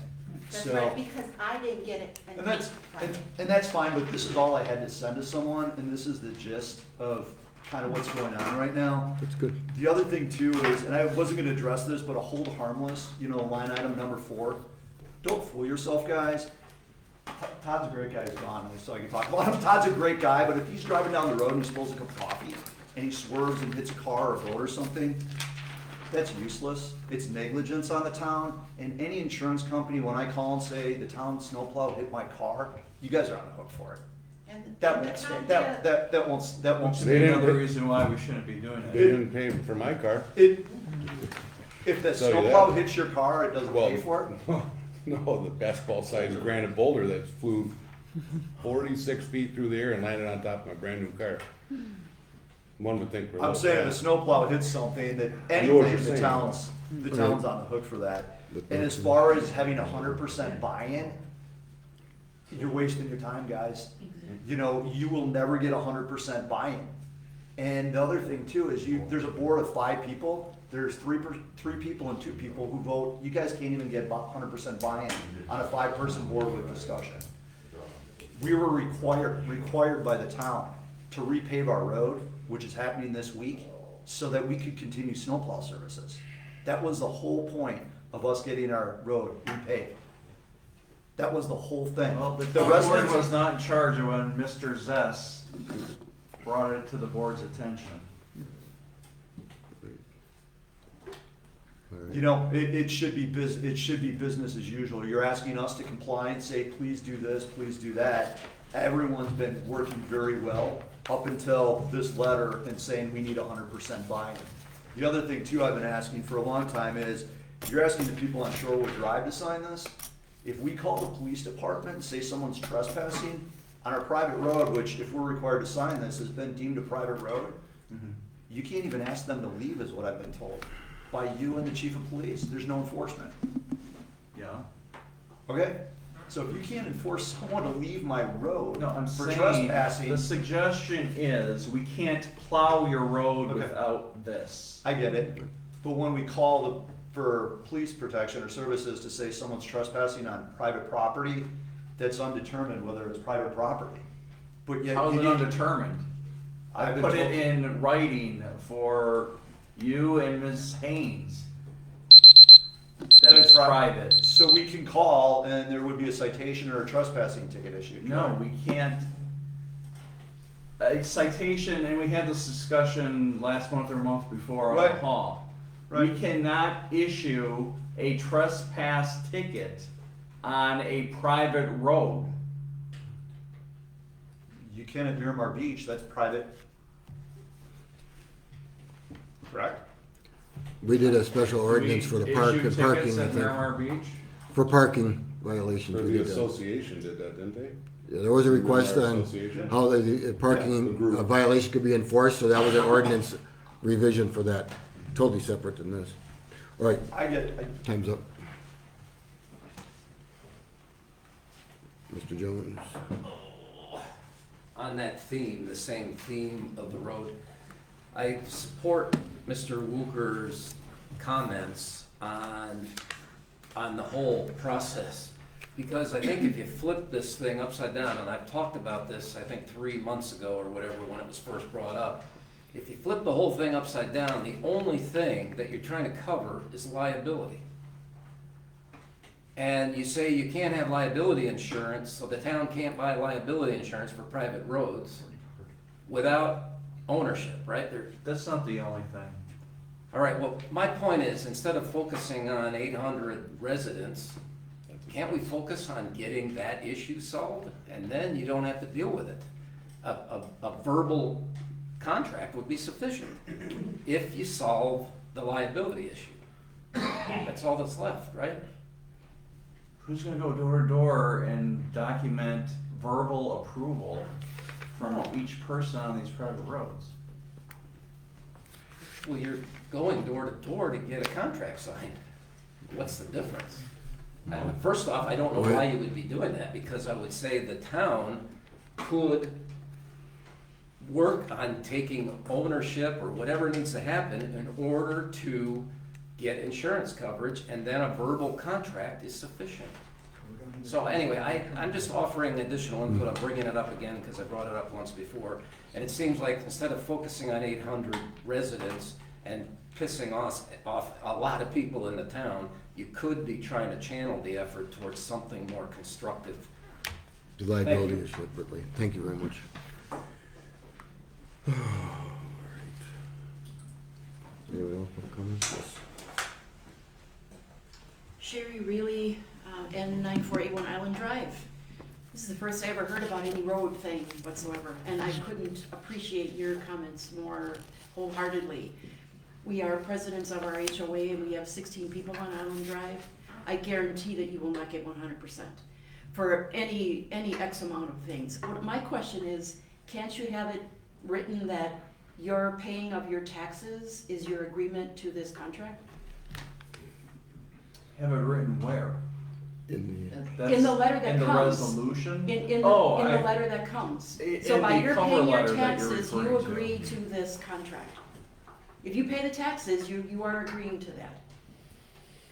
That's kind of how we've been operating. Well, I think it works, and I don't mind paying the extra $35 or $40 or whatever it is, but there are plenty of people that live in Illinois that may not get that letter, and if you have it wholeheartedly, we have a lot of older people, and I don't wanna lose the option of those people getting ambulance service or anything like that when they actually come. That's my only statement. The other thing I wanted to say, based on this whole communications thing, this was a very enlightening board meeting. I am so glad that I came. To watch facial expressions, there is divisiveness in this board, and it is a lack of respect. And it is, I don't like any of it. It is very uncomfortable to watch what goes on here. The other thing is, I'm also a poll worker, and there aren't enough compliments that come out for Kim and for Jean. They trained us how to use the Badger books. They are technologically savvy, and it is impressive what they pull off on a daily basis on a very tight budget, and they don't get enough credit. And I think a lot of the questions should be focused to them. How do they feel about the communication committee? Because if the communication committee was intended to be a transfer of power, to me, it sounds like they know what they're doing. First time I ever heard about Jen. And to me, it sounds like she's got a very good handle on what she's doing as well. And why can't there just still be an advisory committee that maybe if there are questions, can they still go and ask these people? I don't see why not. Can they still come and ask you questions? I don't see why not. Isn't that your role as a board member? To actually be an active member in helping people make decisions? I mean, that's to me the dynamic that should be really accentuated here. Thank you for lasting 3.5 hours, I commend you. It was enlightening. All right, thank you. All right. Anyone else? Yes, you wanted to talk before, and we got 2 public comment periods. My name is Bob Milash. I'm a neighbor of Sherry, okay, so I live on Island Drive. Okay. My daughter's been watching this for the past 4 hours. She would like to say something to you. She's on the phone. Would that be possible? I imagine it is, I don't know. Oh, can't you just say what she said? Yeah. What did Well, she also lives. I talked to her today twice, I believe. Yeah, okay. I did. I think her speech would be more effective than mine. Hello? Whoop, hold on. Go ahead. Hi, am I on speakerphone? Yes. Yeah. Hello, East Troy Ward. This is Lisa Duffy. I live on 9516 Island Drive. And I spoke with both Michelle and board president, and his name is escaping. Joe. Joe?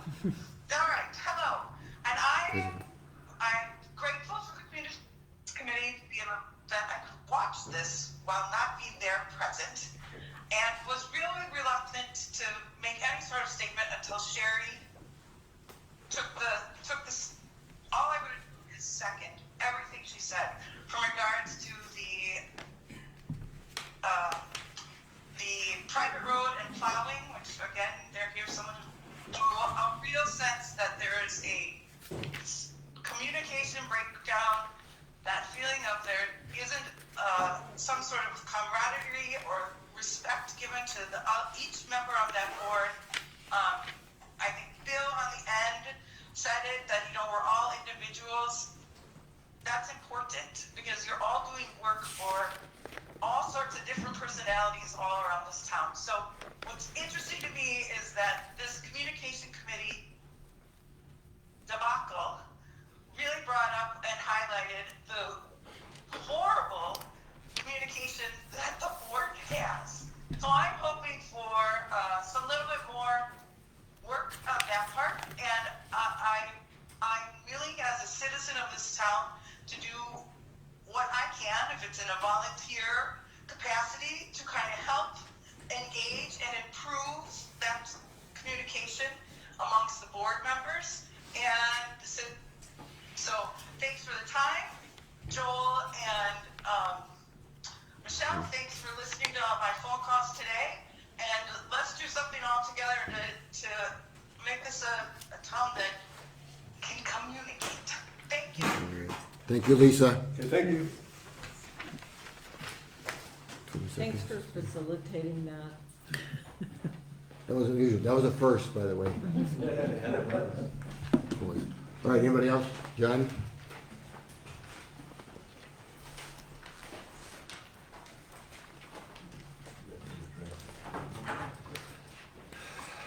Few questions for the board. Who put it on the agenda to abolish the communications committee with a vote?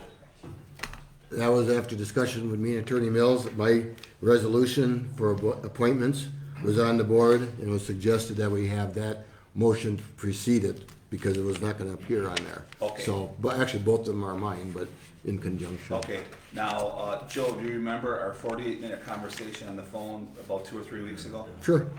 Okay, and do you remember you asking me for the links and the dates and on the minute mark on the videos that I have on my YouTube channel? I remember that. Requesting what transpired at the 2020 annual meeting?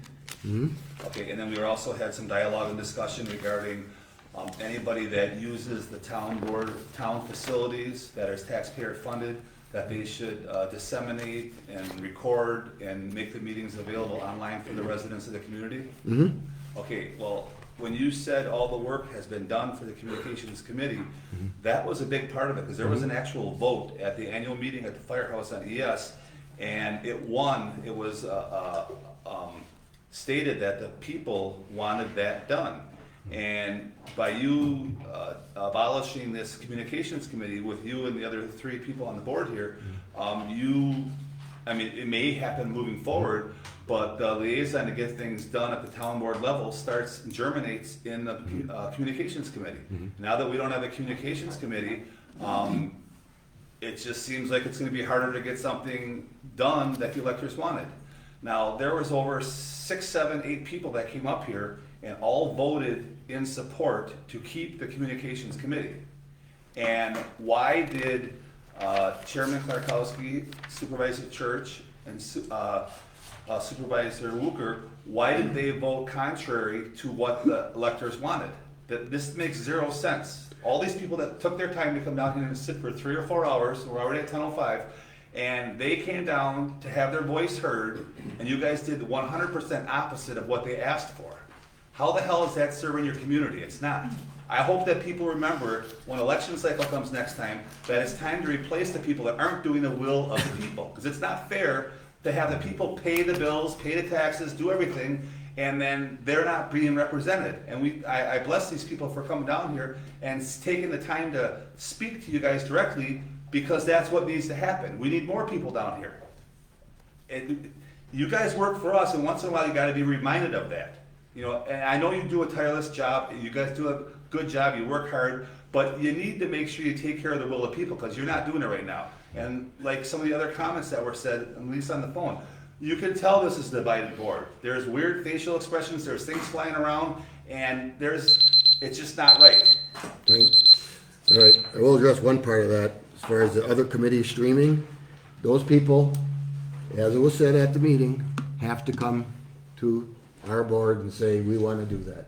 We cannot direct the Potter Lake Protected Rehabilitation District or the Lake Beulah Manning District to stream their meetings. They are their own separate bodies. If they request us to do that, we will try to make that work. And that's what was said at the meeting. Right, You didn't put that in your I had little that was junk in up there, there. that was in there. But you authorized them and allowed them to use our facility. We pay for this facility here. And if the electors want to hear what they have to say while they use our facility, it's only fair that they comply with what we want, because we're paying the bill. I agree. If they held the meeting down at the yacht club, then they don't have to, because we don't have any ties to the yacht club operation there. But here, we pay for this building. Okay. and we should have a say. Yeah, the time has expired. All right, come up, please. Just Stanek, one more time. I was the co-chair of the communication committee, and John, I completely disagree with you. We did fulfill our obligation to the will of the people. We listened to the people. I'm talking. We listened to the people. We fulfilled and gave recommendations. Every recommendation was fulfilled. We have a fantastic website. It took a lot of work, volunteer work to get there. And it is insulting to me that you're saying that we did not fulfill that. Our goal at the end was precisely where it ended today, and it's right there, the experts. The experts now take over, and all the little things that are gonna come up, it's always gonna come up. You're gonna need new software, there's gonna be new hardware. That, they will engage with the software vendor that we selected. This is never gonna end. That does not mean, and our recommendation was not to have a continual communication meeting. The expert, right here, Jim, that is how companies run the organization, and that's precisely where it ended today. And I applaud this committee for doing the right vote and follow the recommendations that you actually voted for with us, because you were a member. And we did all Thank that. you. I agree. Thank you, But you Jess. didn't do it the will of the people. It was exactly the will of the people. All right, anyone else? Please.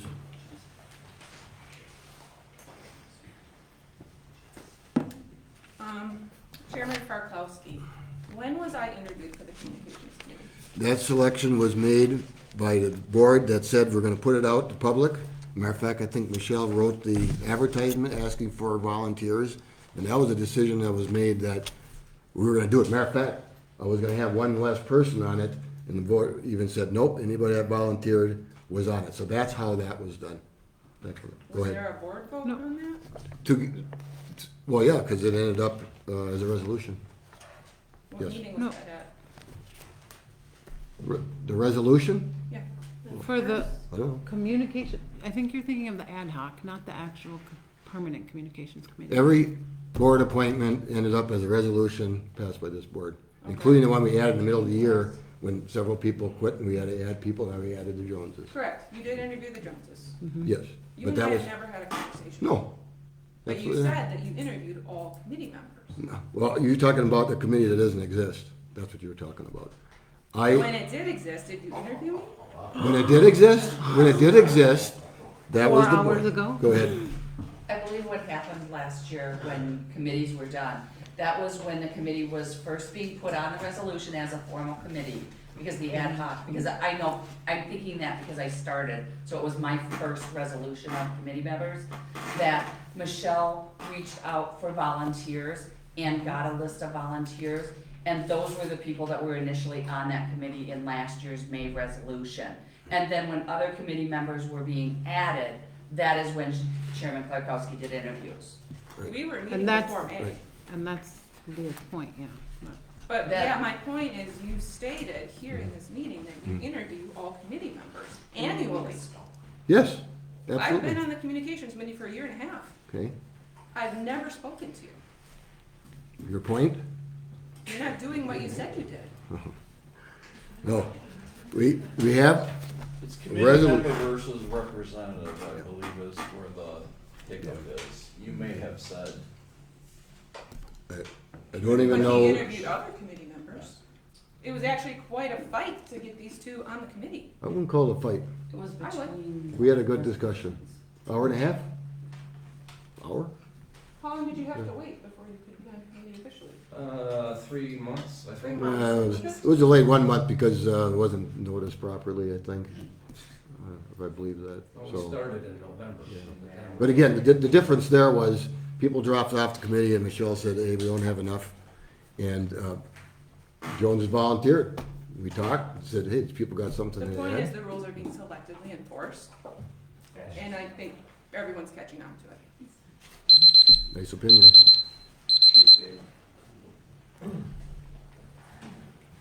All right, anybody else? All right.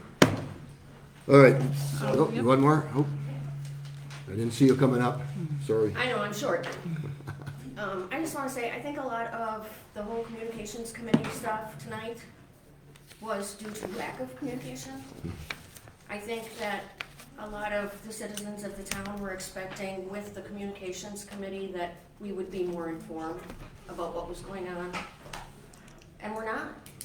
How many people came up here and said, oh, I don't even know who you are, and you are bearing the brunt of a lot of this stuff that has happened? I have no idea. People aren't reading the minutes.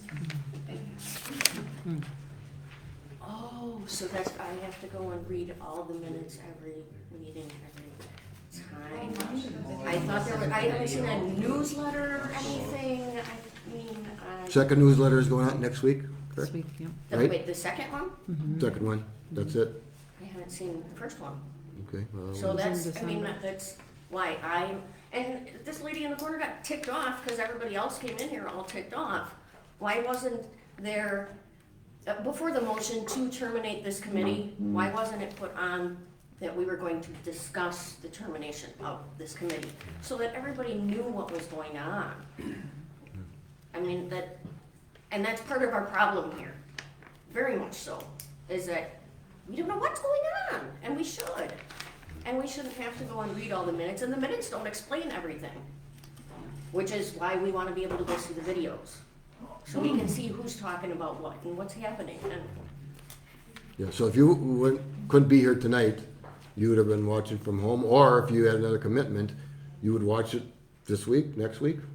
You'd look at it, even though it's 3.5 hours, you would look at it, so it's there, okay? if somebody had mentioned that there was a big dust-up at the meeting, yeah, I would watch the meeting. Okay, I've done it before. I know you did. So, okay. I mean, I think that's a lot of the problem, is that people thought that with the communications committee, there would be more communications and more understanding between the board and the citizens. And so when this was decided to be or when it was put forth a motion to be terminated, everybody in the town went, wait, what? We don't know what's going on. All of a sudden, we don't know why you're doing what you're doing, which makes it seem like there is a lack of transparency and a lack of communication. I mean, you guys know why you're doing it, but we Yeah. don't, Okay, okay? all right, thank you. Catherine, can you just clarify, I wanna make, just because there's many versions of the first name Catherine. Katharine.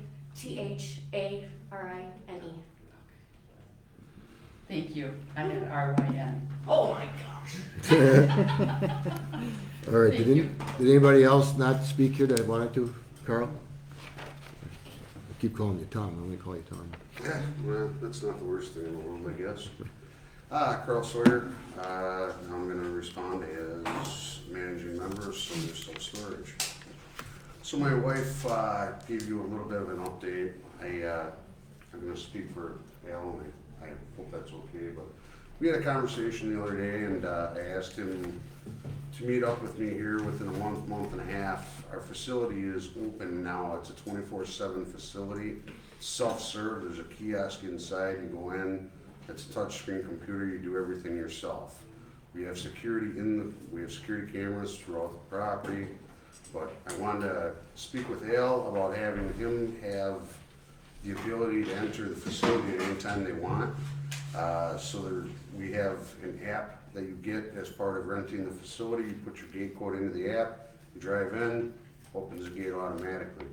We're gonna give that facility that ability to the chief and the deputy, so that way if they have to respond for emergencies or if something's going on, they can get in there and not have to worry about it. So we got talking back and forth, and he said, you know, the lights are bright. He said, I'm not speaking officially, this is between you and I, but I'm hearing some complaints. And he said, all right, well, we'll address it. So that's where my wife said, you know, we are purchasing shades for the northern sides of the front building and then the entire face along ES. Both those buildings will all be, every light on all those buildings, on those two buildings, excuse me, will have shades on them to cast the light more in a down version.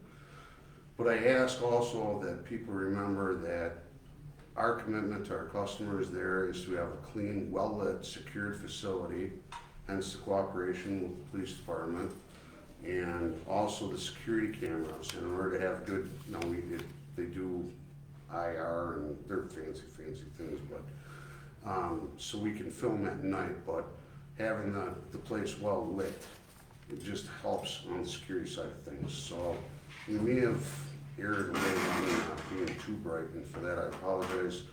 But I also believe the other thing that's going on here is it's a new facility and it's a storage facility, which you guys have heard the questions, how many more are we gonna have here in this trade? Well, unfortunately, they fit rather well on those properties and the owners have to make money, so, anyhow, I just wanted to let everybody know that, we're working on getting the facility done within 30 to 45 days. It should be pretty well completed.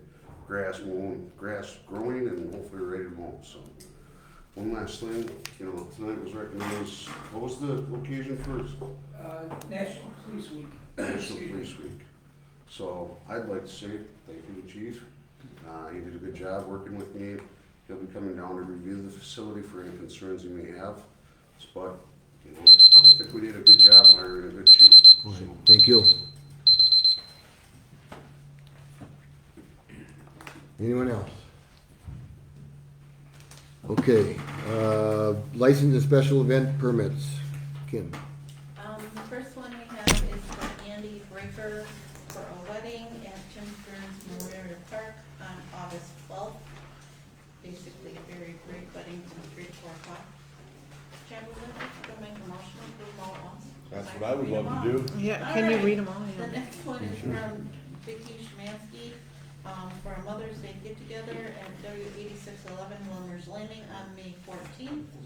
And then the third one, which I'm very excited about, is from Jason New for the Honey Creek Collective, which is the East Troy Farmers Market. It's going to be every Friday, which is very cool, from 3 to 6 at the, Michael Fields Institute. I think it's still Michael Fields, but yeah. Great. We've been planning that for a while. I'll make a motion that we approve all 3 events and permits. All right, we have a motion and second. Point of discussion is Chief has reviewed all these. Kim, did you say that? Yes, he has. Okay. All right, any further discussion? Hearing none on the motion, all in favor say aye. Aye, opposed? None, motion carries. I'm sorry, who seconded? Okay, meetings. Special meeting, or did you get it? Okay. May 9th, tomorrow at 11 o'clock, we have a recycling committee meeting. May 15th at 6:30, there was gonna be a communication committee, but not anymore.